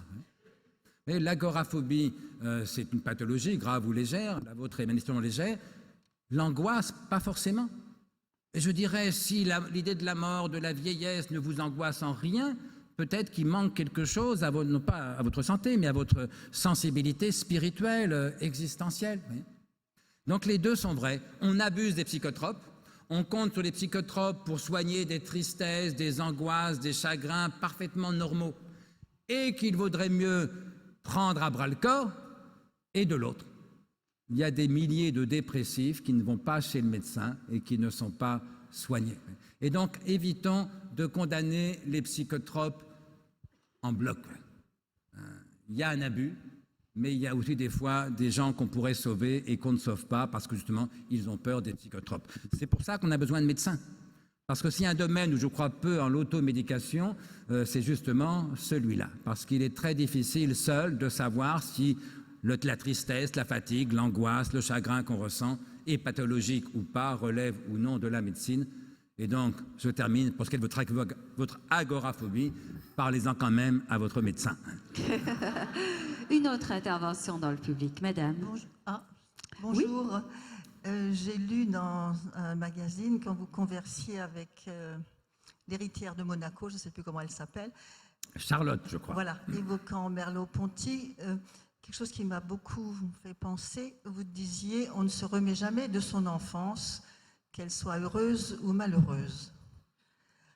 Et j'aimerais beaucoup que vous repreniez ce thème, s'il vous plaît. Oui, alors c'était lié au livre que je viens de publier, là, Ces choses tendres que la vie. Alors, un mot sur le titre. Il est emprunté à Montaigne. Montaigne, dans les Essais, écrit « Ces choses tendres que la vie est aisée à troubler ». Et aisée à troubler. Autrement dit, tendre dans cette phrase de Montaigne, et donc dans mon titre, est à prendre non pas au sens de la tendresse, mais au sens de la fragilité. La vie est tendre pour Montaigne au sens où on parle d'une pierre tendre, une pierre facile à entamer, à briser. Montaigne ne nous dit pas évidemment que la vie n'est faite que de tendresse, il n'est pas nié à ce point. Montaigne nous dit que la vie est fragile. Et j'ajouterai pour ma part que c'est justement parce que la vie est fragile que nous avons besoin de tendresse. Parce qu'au fond, la tendresse, c'est l'amour de la fragilité de l'autre. La tendresse, c'est l'amour de l'autre dans sa fragilité. Et donc le double sens du mot m'importe, mais la première expérience, c'est pas que la vie est faite de tendresse, c'est que la vie est fragile. Alors souvent les gens, beaucoup de journalistes m'ont dit, mais vous ne trouvez pas que c'est un paradoxe après les attentats qu'on a connus de sortir un livre dont le titre c'est choses tendres que la vie? Je dis au contraire, parce que ces attentats nous rappellent tragiquement que la vie est fragile, que c'est choses tendres que la vie est aisée à troubler. Or, il s'agit d'un livre d'entretien et notamment d'une espèce d'autobiographie intellectuelle. Et notamment dans ce livre, le premier chapitre, je parle de mon enfance, de mon adolescence, et c'est pour ça que la chose est venue dans la discussion avec la princesse Charlotte, que j'ai vécu comme une enfance malheureuse. Alors, je ne vais pas rentrer dans les détails, hein. C'était pas du Zola, c'était pas un enfant battu, mais entre une mère dépressive, un père très autoritaire, très rejetant, très méprisant, les deux parents s'entendant très mal, bref, j'ai eu le sentiment de vivre une enfance malheureuse. Donc toute mon enfance s'est passée dans le malheur de ma mère, dans la pathologie de ma mère, qui a fini donc par se suicider beaucoup plus tard, mais après plusieurs tentatives de suicide, y compris quand nous étions enfants. Et voilà, quand j'étais jeune philosophe, j'avais le sentiment de traîner avec moi le poids d'une enfance malheureuse, et peut-être ça faisait partie des raisons que j'avais de philosopher. Et puis un jour, je lis un texte de Jean-Paul Sartre sur son ami Merleau-Ponty. Merleau-Ponty venait de mourir, d'ailleurs Sartre s'était brouillé avec Merleau-Ponty, comme avec Camus, et dans les deux cas, quand Camus meurt, quand Merleau-Ponty meurt, Sartre a fait un texte d'éloge sublime pour se réconcilier, si j'ose dire, post-mortem avec l'ami avec qui il s'était brouillé. Ce qui est un geste très sartrien, se réconcilier après la mort de l'autre. Je vous conseille de vous réconcilier avant, mais c'est une autre histoire. Toujours est-il que dans ce très beau texte sur Merleau-Ponty, Jean-Paul Sartre écrit exactement ceci: Merleau-Ponty ne s'est jamais remis d'une enfance heureuse. Merleau-Ponty ne s'est jamais remis d'une enfance heureuse. Et pour moi, ça avait fait tilt. Parce que moi, qui avais le sentiment de ne m'être jamais remis d'une enfance malheureuse, lisant Sartre, nous disant que Merleau-Ponty ne s'était jamais remis d'une enfance heureuse, j'en ai conclu, et c'est la phrase que vous évoquiez, qu'on ne se remet jamais de son enfance. Malheureuse parce qu'on en porte le poids, au fond, toute sa vie. Et heureuse parce qu'on en porte la nostalgie, le regret toute sa vie. Et je crois que grandir, au fond, c'est pas se remettre de son enfance, c'est accepter qu'on ne s'en remet jamais tout à fait. Alors là encore, dans certaines réserves et dans certaines limites, si le poids de vos enfants, de votre enfance vous enferme dans la dépression, une anxiété pathologique, le malheur vous rend capable de travailler, d'aimer, de vivre, mais parlez-en à un médecin ou à un psy. Mais si le poids de votre enfance vous interdit une certaine légèreté de vivre, une certaine joie de vivre, dites-vous que ça fait partie de la normalité, ça fait partie de la condition humaine. J'adore la légèreté, mais la gravité, gravis en latin c'est le poids, la lourdeur, la gravité, ça fait partie de la condition humaine. Voilà, et donc on ne s'en remet jamais tout à fait, et il faut se consoler qu'on ne s'en remette jamais tout à fait. Oui, bonjour ou bonsoir.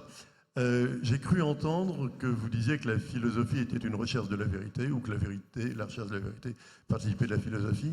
Je ne voudrais pas défendre les thèses relativistes que je déteste absolument, mais on est dans un temps actuellement où il y a des confrontations entre vérité et fausseté, mensonge, je ne sais pas comment on pourrait les dire. Je pense en particulier aux djihadistes. Pour nous, évidemment, ils ne sont pas dans la recherche d'une vérité, mais ils sont brouillés, leur esprit est brouillé par la recherche d'une certaine force de fausseté.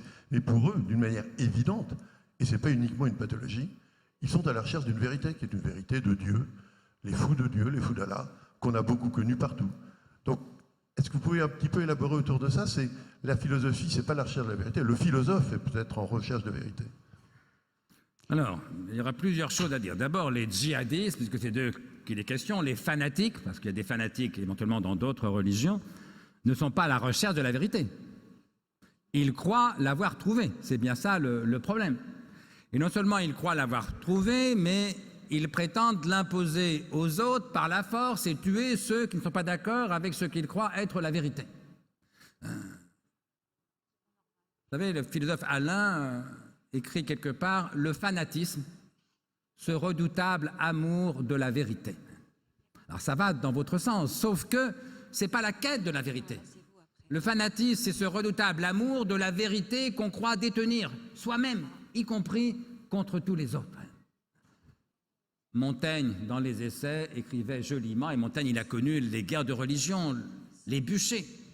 Montaigne écrivait « C'est mettre ses conjectures à bien haut prix que d'en faire cuire un homme tout vif. » C'est mettre ses conjectures à bien haut prix que d'en faire cuire un homme tout vif. Or, on n'allume les bûchers que pour des conjectures. C'est-à-dire que quand on ne connaît pas la vérité, parce que sur la question « Dieu existe-t-il ou non », j'en ai parlé longuement dans mon livre « L'esprit de l'athéiste », la seule réponse vraie, c'est qu'on ne sait pas. Je le dis souvent, si quelqu'un vous dit « je sais que Dieu n'existe pas », ce n'est pas d'abord un athée, c'est d'abord un imbécile. La vérité, c'est qu'on ne sait pas. Et si quelqu'un vous dit « je sais que Dieu existe », c'est un imbécile qui a la foi. Alors qu'il ait la foi, c'est pas grave, mais qui sottement prend sa foi pour un savoir, ce qui est une double erreur philosophique, puisqu'ils confondent deux concepts différents, croire et savoir, c'est pas la même chose, et théologique, puisqu'en bonne théologie, en tout cas chrétienne, la foi est une grâce, ce que le savoir, bien sûr, ne saurait être.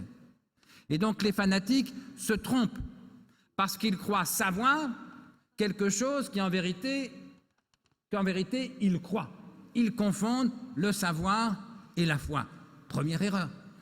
Et deuxième erreur, plus dramatique pour nous, c'est qu'ils prétendent imposer leur foi, prétendument vraie, par la force, par la violence, par le meurtre. Et donc ils ont tort, évidemment, même ça on sait bien qu'ils ont tort, et donc il faut les combattre.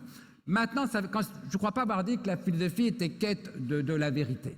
J'ai dit que pour un philosophe, mieux vaut une vraie tristesse qu'une fausse joie. Mais la philosophie ne vous apporte aucune vérité. Parce que ce qui apporte la vérité, c'est un savoir.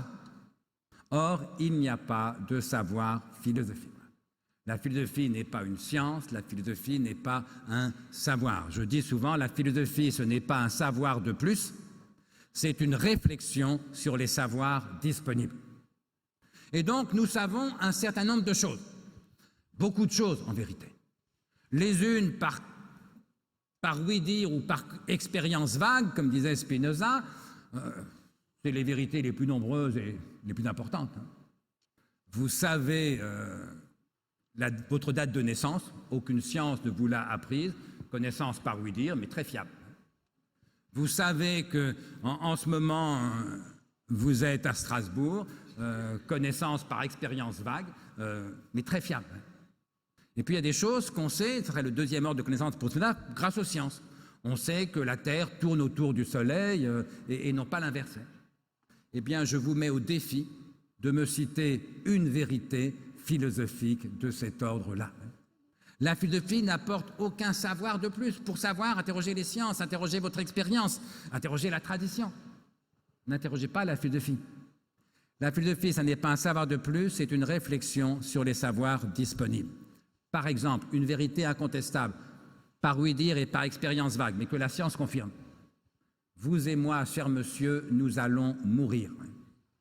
Il y a peu de vérités aussi incontestables que celle-ci. La vraie question philosophique, c'est une fois qu'on a ce savoir-là, qu'est-ce qu'on en fait? Quelles conséquences on en tire? Est-ce que la vie vaut la peine d'être vécue? Eh bien, aucun savoir ne répond. La connaissance scientifique de la vie, c'est ce qu'on appelle la biologie.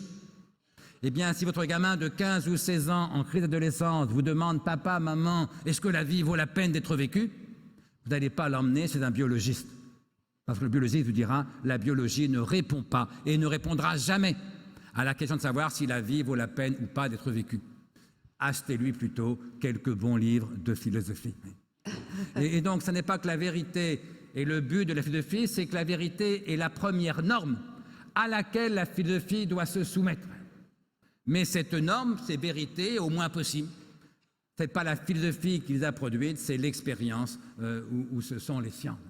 C'est pourquoi je dis, mais là je peux dire rapidement, mais le but de la philosophie, c'est le bonheur, oui, bien sûr. Mais la norme de la philosophie, ce n'est pas le bonheur. Le but d'une activité, c'est ce à quoi elle tend. La norme d'une activité, c'est ce à quoi elle se soumet. Eh bien, quand je dis que le bonheur est le but de la vérité, mais qu'il n'est pas sa norme, ça veut dire que ce n'est pas parce qu'une idée me rend heureux que je dois la penser. Parce qu'à ce compte-là, beaucoup d'illusions confortables me rendraient plus facilement heureux que bien des vérités désagréables que je connais. Ça, c'est la méthode Coué. Vous vous réveillez tous les matins et devant votre miroir, vous vous dites pendant 2 minutes, tous les jours, d'heure en heure, je me porte de mieux en mieux. Je suis un type formidable et je me porte de mieux en mieux. Il paraît que ça fait du bien. Le problème, ça a été mesuré. Bon. Oui, mais ça, c'est pas de la philosophie, si vous voulez. Autrement dit, et c'est peut-être ça la différence entre la philosophie et le développement personnel. Il ne s'agit pas d'aller au bonheur par le plus court chemin, de croire tout ce qui vous fait du bien, tout ce qui vous rassure, tout ce qui vous fait plaisir. Il s'agit de vous soumettre à la norme de l'idée vraie donnée ou possible, de penser le plus lucidement possible ce qui vous paraît vrai, et ensuite d'essayer d'en tirer un certain bonheur. Mais encore une fois, si le philosophe a le choix entre une vérité et un bonheur, il n'est philosophe qu'en tant qu'il choisit d'abord la vérité. Et donc la vérité n'est pas le but de la philosophie, le but c'est le bonheur, c'est comment vivre, mais la vérité est la norme à laquelle la philosophie doit se soumettre, mais je dirais comme toute pensée digne de ce nom. Un mathématicien, un historien doivent aussi se soumettre à la norme de l'idée vraie donnée ou possible. Voilà, alors nous avons parmi nous de nombreux lycéens, lycéennes de Thonon-les-Bains, mais aussi d'Alsace, dont Eva, qui est avec d'autres lycéens, du lycée Jean Mermoz à Saint-Louis, dans le Haut-Rhin, qui aimerait poser une question. Et ce sera malheureusement la dernière, je le dis pour tous ceux qui ont demandé, qui souhaitent prendre la parole, mais on n'a vraiment plus le temps, car il faut qu'on aménage cette séance de dédicace. Alors bonjour, moi je voulais vous demander qu'est-ce que ça change de définir le malheur comme une maladie, et est-ce que ça ne nous rend pas justement encore plus malheureux de savoir qu'on est malade? C'est justement le problème, c'est bien pourquoi il ne faut surtout pas définir le malheur comme une maladie. Il y a des maladies qui rendent malheureux, c'est le cas de la dépression, au fond le cas le plus typique, c'est un homme, une femme qui un matin se réveille en larmes, qui est incapable de se consoler, il ne peut plus aller bosser, il a des idées suicidaires. Et donc les proches s'affolent, ils disent « Mais enfin, qu'est-ce qui t'arrive? T'as tout pour être heureux. » Eh bien justement, on peut avoir tout pour être heureux et être atrocement malheureux. Et là, il y a une pathologie, ce qu'on appelle en l'occurrence la dépression. Mais justement, tout malheur n'est pas pathologique, et même le plus souvent. Nos malheurs ne sont pas pathologiques. Rappelez-vous les uns et les autres les moments où vous avez été vraiment malheureux. Les moments où toute joie vous paraissait impossible, vous n'étiez le plus souvent en rien malade. Ceux qui ont perdu un enfant, là, ils sont atrocement malheureux. Ce n'est pas une maladie d'être malheureux quand on a perdu un enfant, c'est normal. Et donc, en règle générale, le malheur n'est pas une maladie. Et qu'est-ce que ça change de le définir comme maladie? C'est que si on le définit comme maladie, à tort, on va demander à la médecine de combattre le malheur. Et donc, au lieu d'agir, on va chercher une thérapie. Et ça, c'est un piège absolu. Je vous raconte une anecdote personnelle. Moi, depuis toujours, j'ai les oreilles malades. Je souffre d'otite chronique depuis la petite enfance. Et puis ça s'était arrêté. Ça allait mieux. Alors, je suis sûr d'une oreille, en gros, mais l'autre allait à peu près bien. Et puis un jour, cette bonne oreille se met à couler. À nouveau, je vais voir mon otorino. Antibiotique, 8 jours, l'oreille coule toujours. Antibiotique, 15 jours, l'oreille coule toujours. Antibiotique, 3 semaines, l'oreille coule toujours. Et c'était ma bonne oreille, donc j'étais sourd. Il se trouve que c'était le courant du mois de septembre, donc la rentrée avait lieu quelques jours après ces 3 semaines, on arrivait début octobre. J'étais atrocement angoissé. La surdité est un truc très difficile à vivre. Atrocement déprimé. Tellement déprimé que je me sentais incapable de faire court. Et donc je vais voir un de mes amis psychiatres. En l'occurrence, à Saint-Antoine, je lui ai dit, écoute, je viens te voir parce que ça va pas, là, j'ai mon oreille qui coule, mon otorino n'arrive pas à faire, ça s'arrête. Bref, je suis sourd. Et j'étais effectivement sourd. Pas sourd profond, hein. Il y a plusieurs degrés dans la surdité, c'est-à-dire que j'entendais encore les gens qui parlaient fort, mais j'entendais plus quelqu'un qui parlait normalement. Donc je lui ai dit, je suis atrocement déprimé, je ne me sens pas en état de faire court, là, la rentrée c'est dans 8 jours, je ne me sens pas en état de faire court, il faut que tu m'arrêtes et que tu soignes ma dépression. Mon ami psychiatre me dit, écoute, ton éventuelle dépression, je vais m'en occuper, mais si tu changeais d'otorino. C'est con, j'y avais pas pensé. Si tu changeais d'otorino. Et mon ami me dit, il était à Saint-Antoine, écoute, on a à l'étage du dessous ou du dessus, je ne sais plus, l'un des meilleurs otorinos du monde, le professeur Chouard. Si tu veux, je l'appelle et tu vas le voir. Je lui dis, bah oui, je veux bien. Je vois le professeur Chouard, il me donne un autre traitement. L'oreille s'arrête de couler en 24 heures, l'audition revient en 3 jours. Inutile de vous dire que j'ai arrêté aussitôt de prendre les antidépresseurs que mon ami psychiatre m'avait, en attendant, prescrit. Et c'est très intéressant quand on y pense, que quelqu'un aussi intelligent qu'un autre et plutôt mieux informé qu'un autre des questions de santé et de psychiatrie, moi en l'occurrence, quand son oreille coule depuis 3 semaines et qu'il ne se passe rien, aille voir un psychiatre au lieu de changer d'otorino. Méfiez-vous de la surinterprétation. Deuxième anecdote, et puis après on va arrêter, mais moi j'ai beaucoup travaillé avec les médecins pour une association qui s'appelle l'Association Économie et Santé. Je faisais des séminaires, j'animais des séminaires sur le thème philosophie et médecine avec des médecins hospitaliers. Et puis je constatais, donc je faisais ça 2 fois par an, et pratiquement à chaque fois j'avais une otite. Et donc là encore, la surdité menaçait, et donc je me dis, bon, il y a un truc dans mon inconscient, avec les médecins, ça ne va pas, et donc j'appelle l'association, je leur dis, j'arrête. Sauf que les otites ne sont pas arrêtées. Sauf le jour où, quelques années plus tard, le même professeur Chouard me dit, constatant que les otites revenaient, il me dit, écoutez, on va faire un essai, ne prenez plus l'avion. Je ne prends plus l'avion, je n'ai plus d'otite, ou quasiment plus d'otite, depuis 20 ans. Autrement dit quoi? Constatant que j'avais une otite à chaque fois que je travaillais avec des médecins, l'explication qui me vient spontanément est une explication psychanalytique par le sens, par l'interprétation, et pas du tout une explication mécanique. L'avion, quand les oreilles sont saines, il n'y a pas de problème, mais quand vous avez les oreilles malades, le changement de pression au décollage et à l'atterrissage, ce n'est pas bon du tout. Autrement dit, méfions-nous du pan médicalisme, mais méfions-nous aussi du pan psychanalysme, si j'ose dire, de la tendance à tout interpréter. Arrêtons de chercher du sens partout. Vous savez, une fois, je faisais une conférence pour une association très estimable qui s'occupe des enfants dont l'un des 2 parents est cancéreux, et spécialement dont l'un des 2 parents est en train de mourir, souvent la mère. Et souvent, les couples sont décomposés. Comme vous savez, souvent, l'enfant, il n'a qu'une mère et pas de père. Donc c'est atroce, évidemment, de voir sa mère mourir.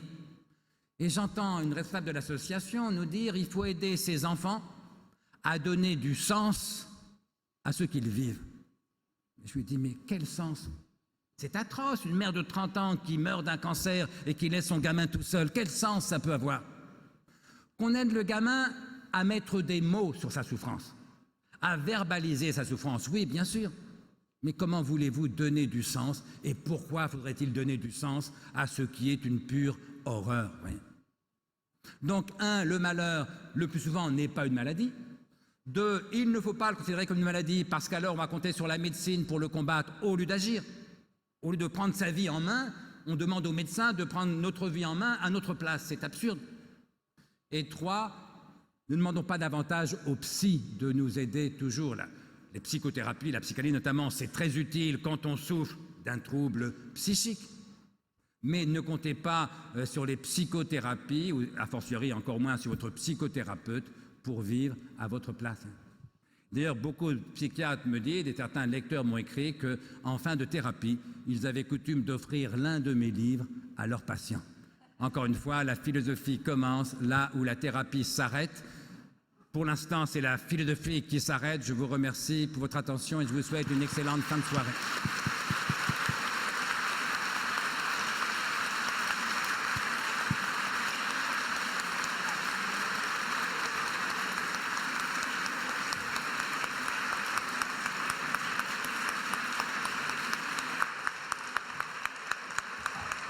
André Comte-Sponville, vous nous avez rendu très heureux à vous écouter. Il me reste quand même une question à vous poser.